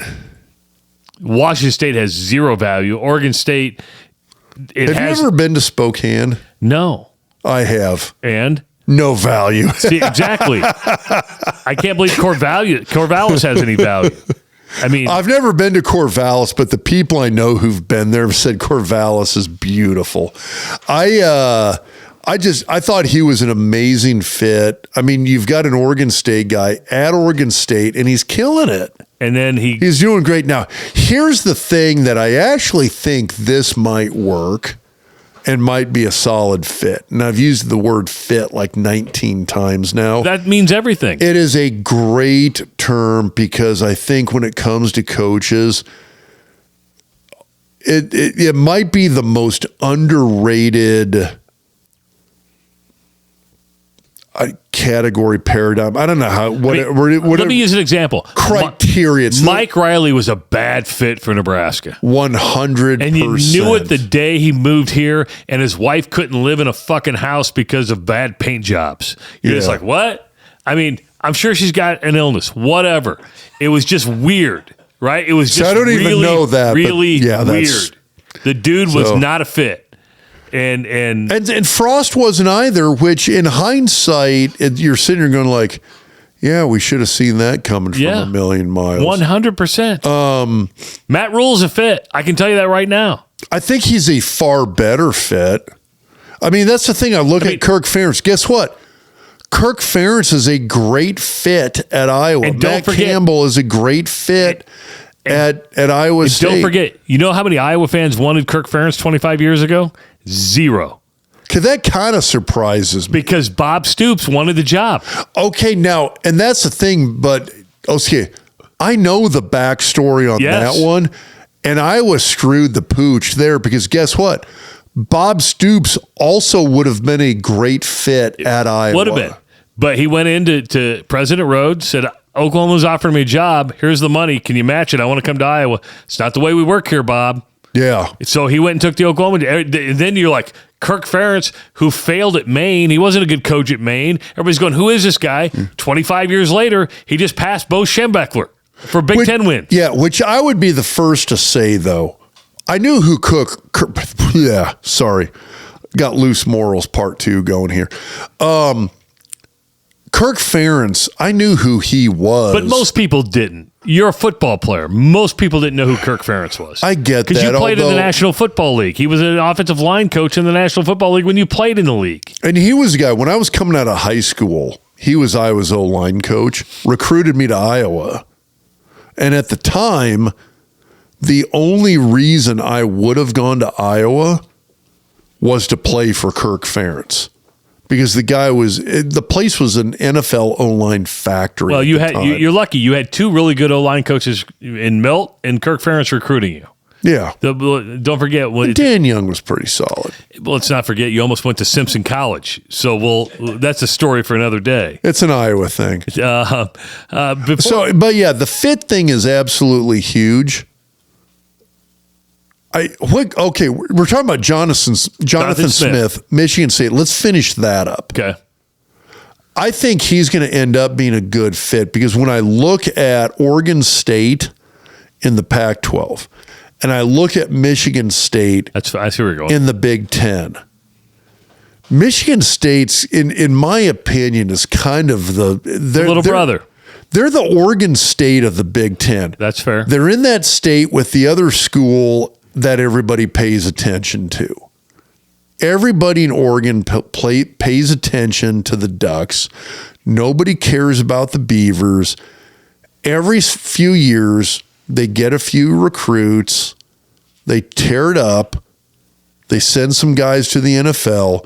They do outstanding. Now, here's the thing that I will say about Oregon State and Michigan State. If Jonathan Smith can pull his O-line coach over, that's one of the top 5 O-line coaches in the country at Oregon State. The guy's a stud. I'm blanking on his name right now. But I mean, when you look at O-line coaches right now, it's Oregon State, it's Michigan, it's Kansas State with Connor Riley, it's Alabama, it's Georgia. Jim Michelschitz. I can't even say it. That's probably why I didn't commit it to memory. The guy's an amazing O-line coach. Well, he's really, really good. I look at he already says on Wikipedia he's at Michigan State. Yep, there we go. So done. All right. D-U-N. Real done. quickly, conference championship games coming up this weekend. Just pick your winner real quick. Iowa against Michigan. Oh, yeah, Iowa with the upset. Yeah, you're being a dick.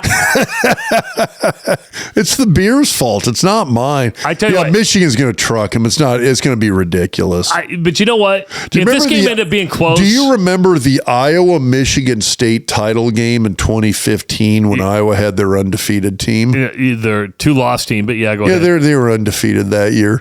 Do you remember that Big Ten title game? Yeah, Michigan State wore them down. It was, I mean, do you remember that came down to this goal line stand that Michigan State scored on? Yeah. This is not going to be like that. Oklahoma State and Texas. It is not. They're getting nuked, dude. You're a dick. You're a dick. They are getting blown out of the water. Does it go over 35? Yeah. You're such a dick. They're getting nuked. Oklahoma State and Texas. Oh, shit. This is my upset special for real. Really? I think Okie State pulls it off. Wow. That would shock the world. They looked like shit against BYU yesterday. Okay, they're that team that is just, you keep thinking, oh my God, they are not good. And then all of a sudden we get to the end of the year and you're like, wait, hold on a second. They're in the Big 12 title game. They got trucked by South Alabama.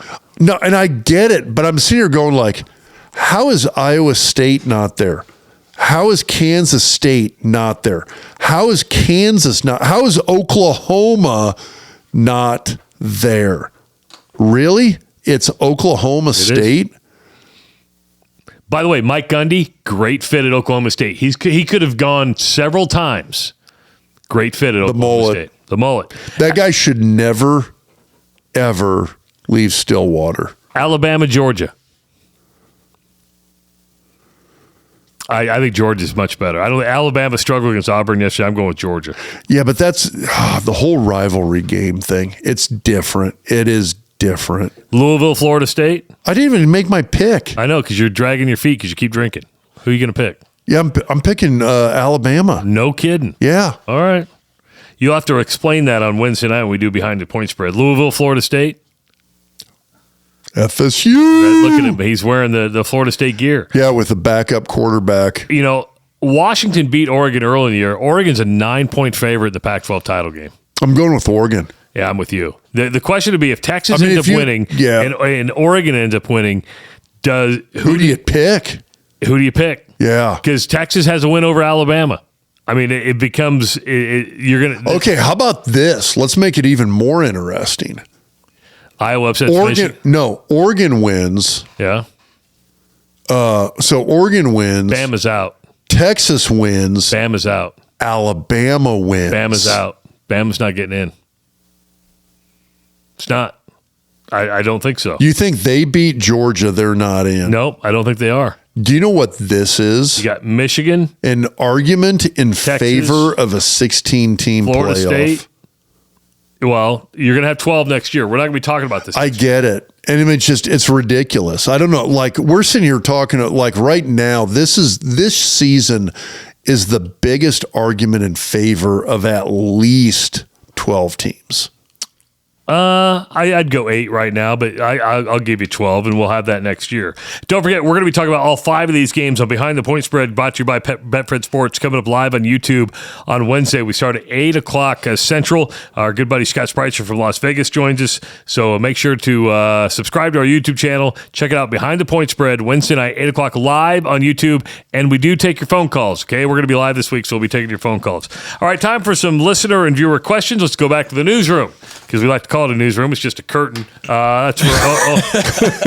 Have you been in an actual newsroom? Yes, you have. Yes, I have. Yeah. Is it all that different? Well, that's more of a control room. I should call it the control room because it's the control room. It's a control room. We're in the newsroom. Yeah. Okay. This first question comes from Michael. Okay, so having watched the game and, of course, the NU Iowa game, seems like a huge disparity in the quality of officiating, specifically use of video review and game clock management. Both Iowa and Nebraska lost timeouts asking for review on plays that should have been clearly reviewed for things like ball placement. Why is the Big Ten so inconsistent in support of officiating crews when they are so clearly incompetent? They look like fools on national broadcasts. That's from Mike. Yeah, that did look pretty bad. Well, I tell you which actually, I will say this. I thought some of the officiating calls were a little sketchy in the Iowa-Nebraska game.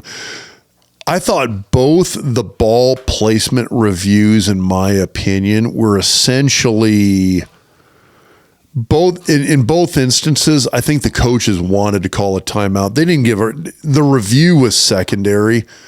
The coaches wanted a timeout.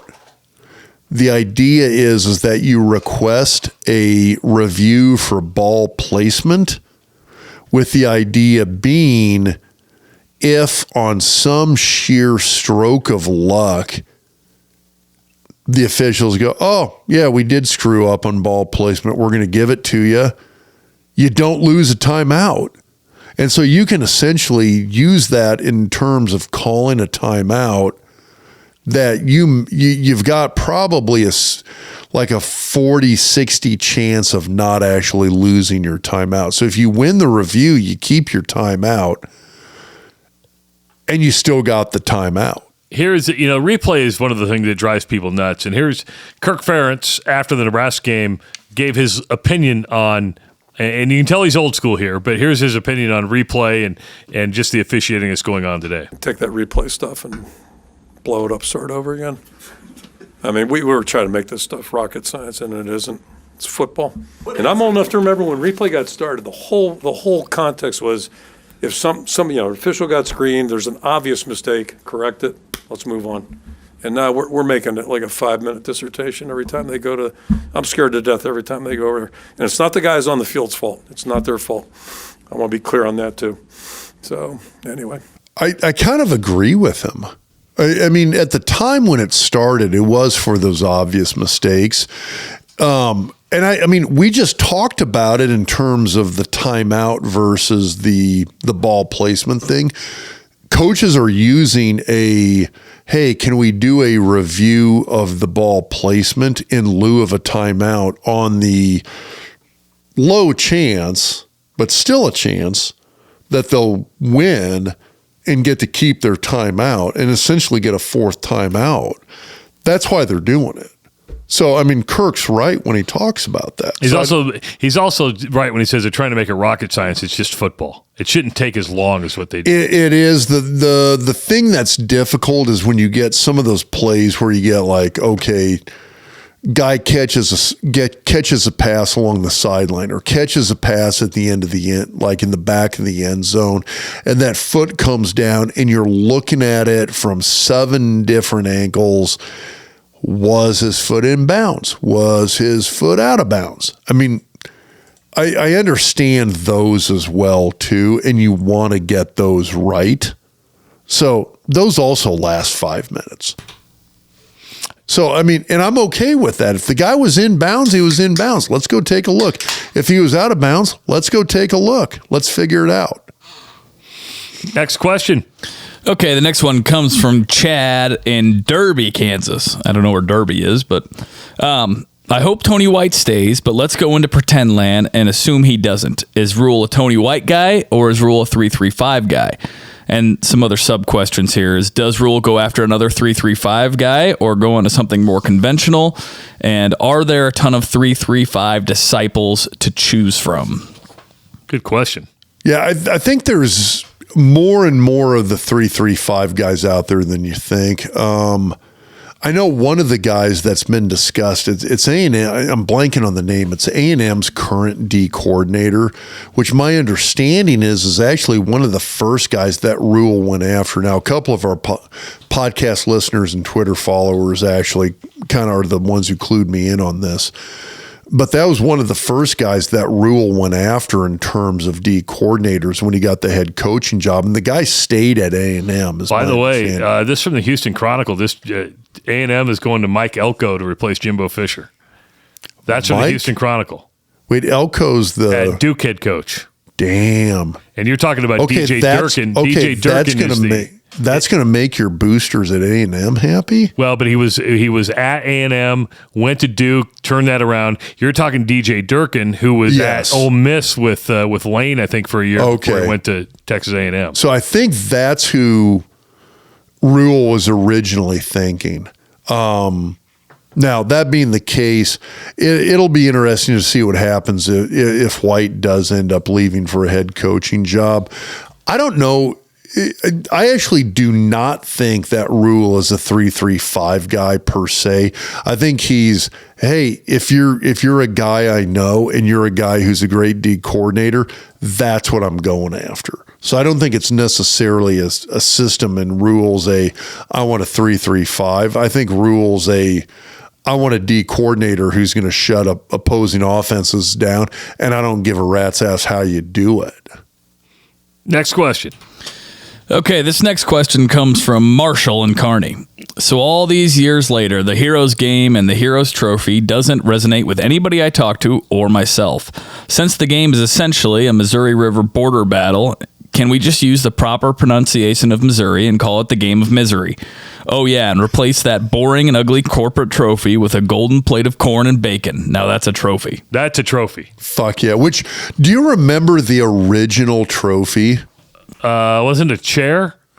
Okay, no, that's Minnesota. Okay, and sorry. It's broken. No, I mean it had like the kind of the pyramid base to it, and then there was like a big old ear of corn on top, and everybody was like, okay, that's a piece of shit. If you're gonna have a piece of shit trophy, you gotta go full piece of shit. I mean, let's just go with like a big old handful of ears of corn. Or like you said, a plate of corn and bacon. You got to throw bacon in there, right? Iowa is the pork state. This is where Iowa and Nebraska fucked this up from day one. And the fact that, you had Ohio State, Michigan, Indiana, Purdue, the old Oaken Bucket, you got Paul Bunyan's axe. Those were Floyd. What happened was corporate people, when Nebraska joined the Big Ten, corporate people got involved. Hy-Vee sponsored the Heroes game, and Tom, they all wanted to be this nicey bullshit. The truth is, these two fan bases don't like each other. You have some Nebraska fans saying it's not a rivalry. Well, you're an idiot if you're saying it's not a rivalry. I want the bad corn trophy. Yeah, so it's just one of those things where corporations got involved and they put the heroes thing behind it. Like, oh, isn't that nice? Okay, fine. They're great stories. They were really good stories. But the truth is, and even Omar Brown said it, he doesn't like Iowa. And for the most part, Iowa doesn't like Nebraska. That's what makes college football great. That's what God intended. You know, I mean, that's what makes games fun, intense. That's what fan bases want. Give me a trophy right now. Oh, I'm taking Floyd's pretty cool. It's a pig. Okay, well, no, I mean for Nebraska, Iowa. I don't know. We already like Floyd of Rosedale is a great trophy. Yeah. That is an outstanding trophy. Who's got the spittoon? Which one is that one? Oh, I don't know. Isn't that a trophy? A spittoon? Somebody's got a spittoon trophy. I don't know. Oh, and look it up. You know what one I like is the Egg Bowl. It looks like a fucking egg. Okay, why is that one the Egg Bowl? I don't get it. I'm not up on my Mississippi culture. Yeah, what does Mississippi have to do with eggs? I don't know. Is it an Easter thing? The spittoon, it's called the Old Brass Spittoon. It's between Michigan State and Indiana. There we go. I knew there was a Big Ten trophy. There was a guy. How did you not know this, Trav? I don't know. Do you hate Iowa? Why do you hate the Big Ten? I don't hate the Big Ten. You know, the Egg Bowl is not as old as we think. The game earned the nickname the Egg Bowl in 1979. Dude, freaking Iowa State guys. I tell you what. You're a Cyclone. Not a Cyclone. You're a Cyclone. My wife's a Cyclone. Okay, Egg Bowl. 1979, really? Yeah. But, I mean, that's the thing. I mean, everybody knows it's the Egg Bowl. And they said that because in 1979, the Bulldogs, Mississippi State were 3-7, the Rebels were 3-7, and neither were bowl eligible, so they called it the Egg Bowl. Not eligible bowl or whatever, the Egg Bowl. I don't get what egg, like, how does egg play into that? I don't know. Dude, that's a Mississippi thing. It is. I suppose whenever, I don't know. Okay. You gotta answer the question though. Nebraska, Iowa trophy. What do you got? Either some kind of corn bacon thing, or you know what, Rob? I'd go big. You got John Deere over there on the eastern half. Donate a fucking combine, and that combine gets to sit in school colors on campus. I fucking love it. And you paint it every year. You paint it every year. And you don't know what's even better? It gets painted red and somebody slaps an International Harvester logo on it when Nebraska wins. And when it goes back to Iowa, it gets painted green. Green, John Deere green. That would be cool. It just sits somewhere on the Iowa campus. Or it sits right outside the stadium, right? Yeah. Either you walk in and it's painted for the Nebraska, but whoever gets to take that combine home. Genius. See? Okay, we can make this better. And you it know, pulls like a little fifth wheel behind it, loaded with Busch Light. See? And all the team seniors ride in it on the wood drive home, pounding Busch Lights. And then whoever wins can pick what kind of front end it wants on it, either a bean picker or a corn picker. Oh yeah, definitely corn picker coming back to Nebraska. So I'm just saying. I think a full-size fucking combine would be awesome. I love it. See, I was thinking this would be do you remember go big or go home, man. Okay, do you remember the Field of Dreams baseball game where they had the pro teams? Yeah. And there were the couple of guys out there at the edge in the outfield. They're like, oh, look, corn. And they grabbed a couple of ears. Yeah. Took a bite, and on camera, they're like, oh, my God, it's field corn. And they spit it out. I had a buddy of mine who goes, why is there so much hunger in this world? I said, what are you talking about? He goes, well, look at all the corn. How are we starving? And I'm like, it's field corn, you dumb shit. It's feeding cattle. But see, you know how many people grow up in the city and don't know that stuff? Lots. So you're okay with the combo? You like my idea of the full size combo? My idea was I wanted a brass trophy, like small brass trophy of the pro baseball players spitting out the shitty Iowa field corn.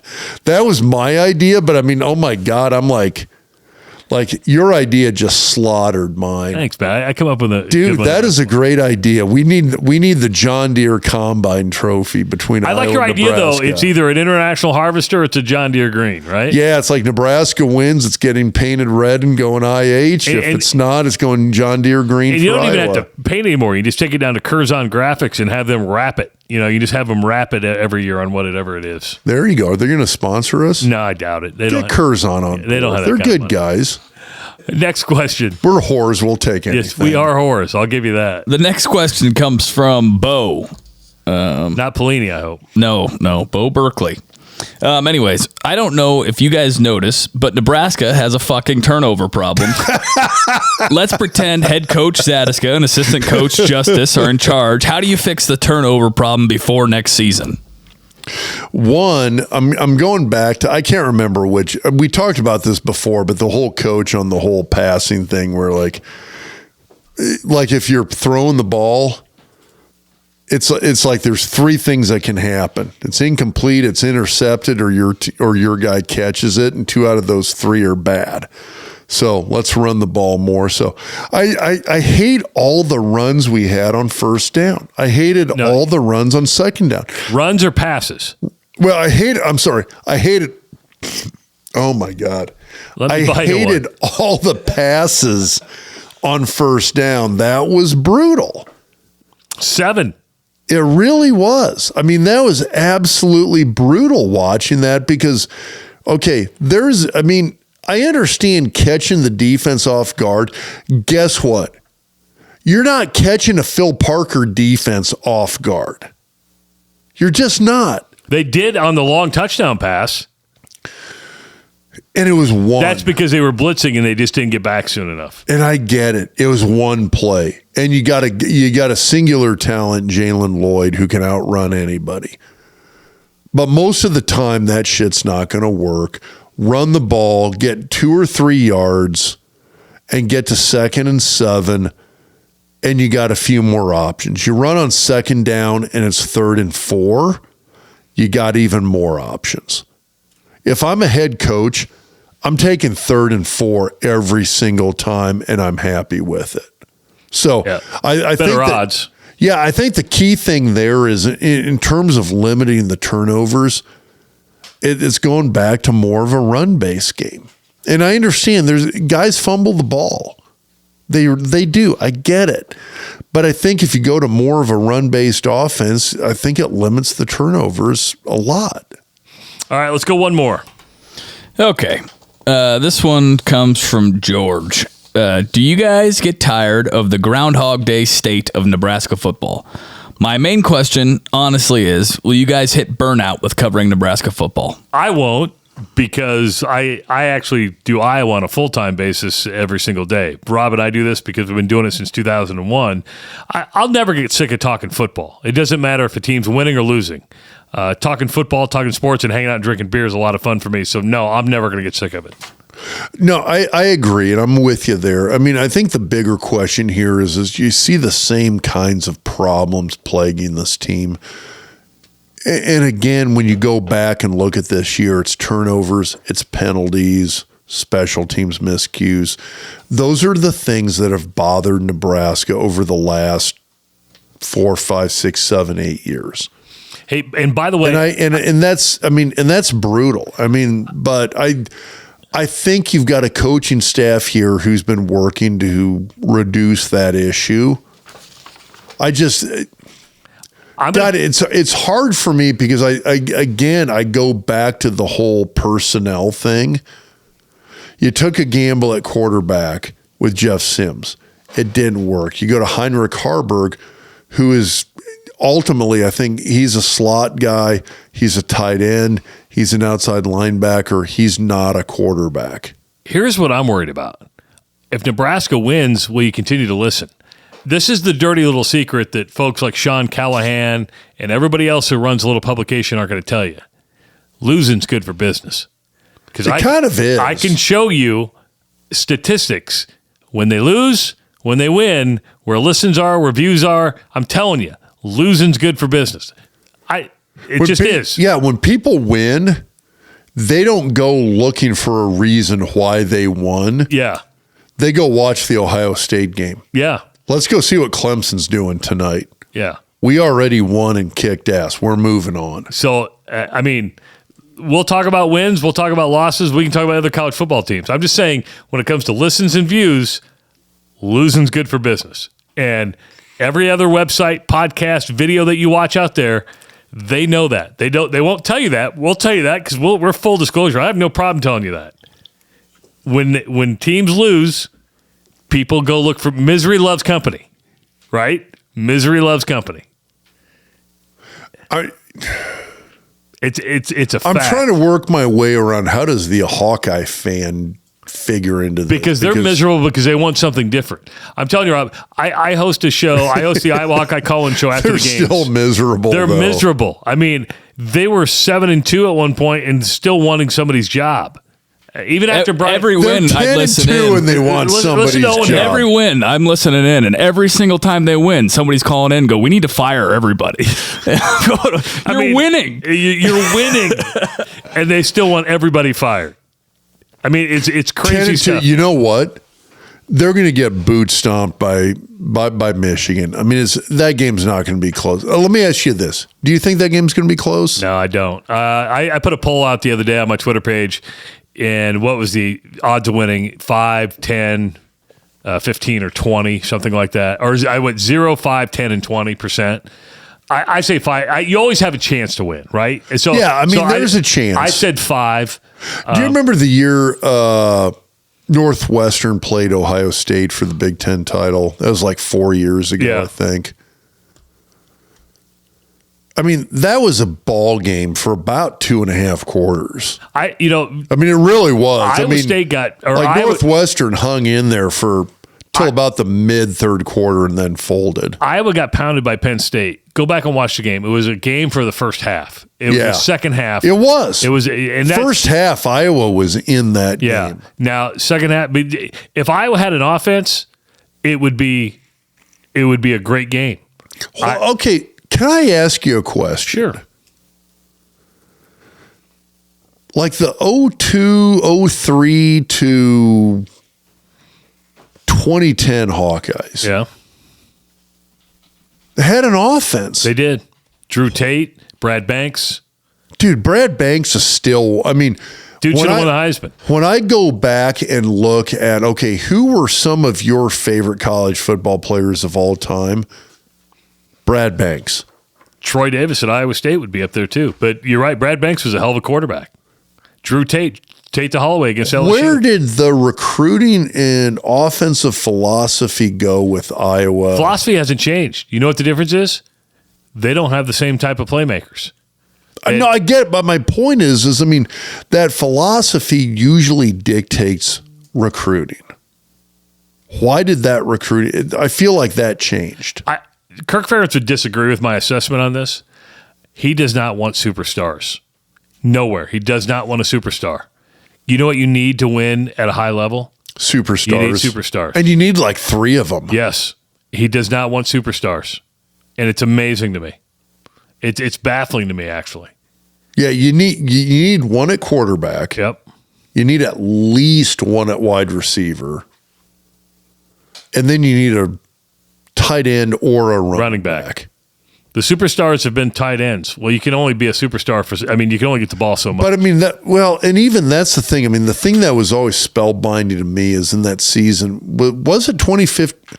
What was the year they had both Fant and Hawkinson? Oh, shit. Is that 2017? 2017 or 18, maybe? Yeah. Might have been 19 as well. I can't remember. Like, that's the year I'm looking at Iowa and just going, dude, if I'm the coordinator, like, I'm not a coordinator. I'm not a football coach. I'm sitting here going like, I'm basically designing an entire offense around you got to cover one guy or the other. That's why and if you cover one, I'm hitting the other. And if you do manage to cover both, guess what? Now quarterback draw, running back draw. Now you know why Brian Ferentz got fired and why their offensive production is so low. And why people still want Kirk Ferentz gone, which is amazing to me. But It happens. Speaking of superstars. Okay, I got one more question to follow up. No, go ahead. No, because I was going somewhere else. So you go ahead and ask a question. What happens with Kirk Ferentz? Do you really think he stays after this year? Do you think with the AD putting their foot down like she did? I go back and forth here. And here's the thing. I don't disagree with her. I think she made the right move. Well, and first of all, my question is, does Kirk stay? I need to clarify some things here, because if you guys watched, Matt Rule won a lot of Iowa fans over this last weekend. I don't know if you saw the soundbite he had about all the respect he had for Brian and Kirk Ferentz. Iowa fans were like, shit, we want to hate this guy, but we really like him now. Adam Kruger from Channel 3 asked the wrong question, because he said, hey, have you ever had an AD mingle in a coaching staff like this? And it was the wrong question, because Adam Kruger didn't know the situation. You're talking about a nepotism law that in the state of Iowa where Brian Ferentz directly reports to the AD. Yes, I totally get that. So that's where you have to know the backstory. And I do understand that. Yeah, but I think most people don't. I think most people go, how can an AD fire an assistant coach? It's because of the nepotism rule. So, when Adam asked, hey, have you ever had an AD mingle like this? You need total backstory on that to why an AD fired an assistant coach. I get that, but if you're Kirk Ferentz, and you've already here's the other backstory. Kirk had made it known, we're going to deal with this. We're just going to deal with it in the offseason. Yes, and if you notice, Brian Ferentz has not wore Iowa gear since he got fired. Yeah. Now, to answer your question, I go back and forth. I know nothing on this. I've tried to talk to some people. I go back and forth. He has said that he's going to come back. I really don't. I don't know. I'd be honest with you. I think he's going to retire. Deep down, a gut says, screw it. This year. See, that's my gut feeling. That's my gut, but I've been wrong before. I don't know anything. It would make logical sense. Why come back? You just won a West Division. The Big Ten's changing. Hey, Nebraska's going to have a hard time competing in the new Big Ten. It is. Oh, 100%. So, it's just one of those things. You're starting over in a whole different landscape, a whole different playing field. Now's the time. The problem is he's 11 wins behind Woody Hayes for most Big Ten wins. He's so close to getting. Most ever. Well, Alonzo Stagg has the most, but he's moving. He needs like 30 wins to pass. It wasn't Stagg like University of Chicago when Chicago was in the Big Ten? Yes. So, he's so close to becoming... It scares me that both you and I know that. He's so close to becoming the all-time leader in wins in Big Ten Conference football. So, do you hold on just to get that record? But where probably going to take 2 years to do it. I think to beat Stagg, I think it would take 3 more years. Okay. And right now, you're recruiting against him, knowing that when his contract's over in 2030 or 2031, that's it. He's not going beyond that.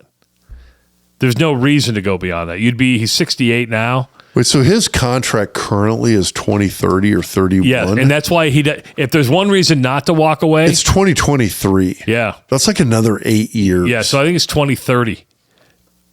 So you know why you don't walk away? Like $40 million.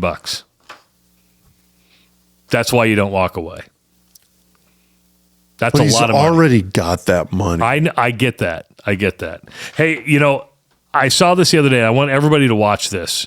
Go to Amazon Prime if you have it and watch the Barry Sanders documentary.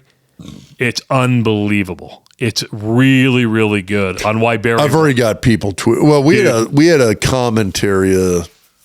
Kind of had like a whole Bo Earl Campbell. I'm just telling you. Commentary on Twitter today, and somebody brought that up. Barry Sanders might be my new hero. I'm serious. He did not care about anything. Now, he cared about football. He cared about winning. And he cared about winning after watching this. It was the personal stuff he didn't care about. He didn't care about records. He didn't care about although if you were around... So I was in the NFL at that time. So, we played Detroit twice when Barry was with Detroit. I forgot how fucking good he was. He was. So I kind of... The thing that's interesting... I compare him. He was the Babe Ruth of running backs. So I remember we're getting ready. It's the first game of 2 games 2 years in a row that we, with the Giants, played Detroit. And I remember our O-line coach, just for shits and giggles, we were watching some Barry tape. And we're all sitting there going, oh my God, this guy's amazing. And our O-line coach points out to us that he goes, hey, he leads the NFL, and this is a stat, in getting tackled for loss. Like at the time he played every year, nobody got tackled for a loss more than Barry Sanders. Interesting. Think Babe Ruth. At the time Babe Ruth played Major League Baseball. Led the baseball in strikeouts, right? Led every year. Led the league in strikeouts. But guess what else he also led the league in? Home runs. Home runs. You know what Barry did? Home runs. Well, he led the league in rushing. He was that good. As far as running backs went, Barry was the home run hitter of running backs. It's on Amazon Prime. Check it out. Yeah. Hey, another thing you need to check out is Owen's album release show. It's coming up on December 15th at Maloney's Live in Council Bluffs. Tickets available at owenjusticemusic.com. The album comes out, December 8th? The album be out December 8th. Yep, you got it. Right, so if you haven't checked out any of Owen's music, make sure to go to Spotify, YouTube Music, Apple Music, wherever you listen to your music. He's got 5 singles out right now. Hit the album release show. Tickets available at owenjusticemusic.com. Hey, a big thanks to Husker Max for distributing this podcast. Head to huskermax.com for the latest news and opinion from a variety of voices. If you have any questions for Dr. Rob and myself, go to doctalksports@gmail.com. Make sure to subscribe to our YouTube channel. Follow Dr. Rob on Twitter at DocTalkSports. Like the Facebook page and follow us on TikTok. Okay, here's the deal. We're going to take a couple weeks off, okay? Rob's going to do a little vacation. I'm going to do a little vacation. We are going to continue the podcast. We're going back to our off-season format, which will be interview style. We'll have people in the studio talking. We'll bring people in. We'll bring them to the basement. Hopefully we have some really good guests, because it's always interesting when somebody comes to the basement, right? If you have any ideas, I'd love to hear them. No guarantee that we'll like them, but we'll listen to them. But we have some ideas, and hopefully those will come to fruition. Dr. Rob, happy Thanksgiving, Merry Christmas. We'll do another one before Christmas, I think. We'll try. We should. Okay, Yeah. well, we got the conference title games. And I'm gone next. I'm gone next Sunday. Oh, that's right. You're trekking across Europe. Yeah, I'm going to Europe. My friend. All right. I need to, and then you're going to Florida after that. Well, that's true. So, but we'll be back before Christmas. We'll be back before Christmas. I promise you. Yeah, that. we got to do a college football wrap up. By the way, we officially did a 2-hour podcast. Owen's like, shit, I got band practice. We got to shut up. I got to shut up.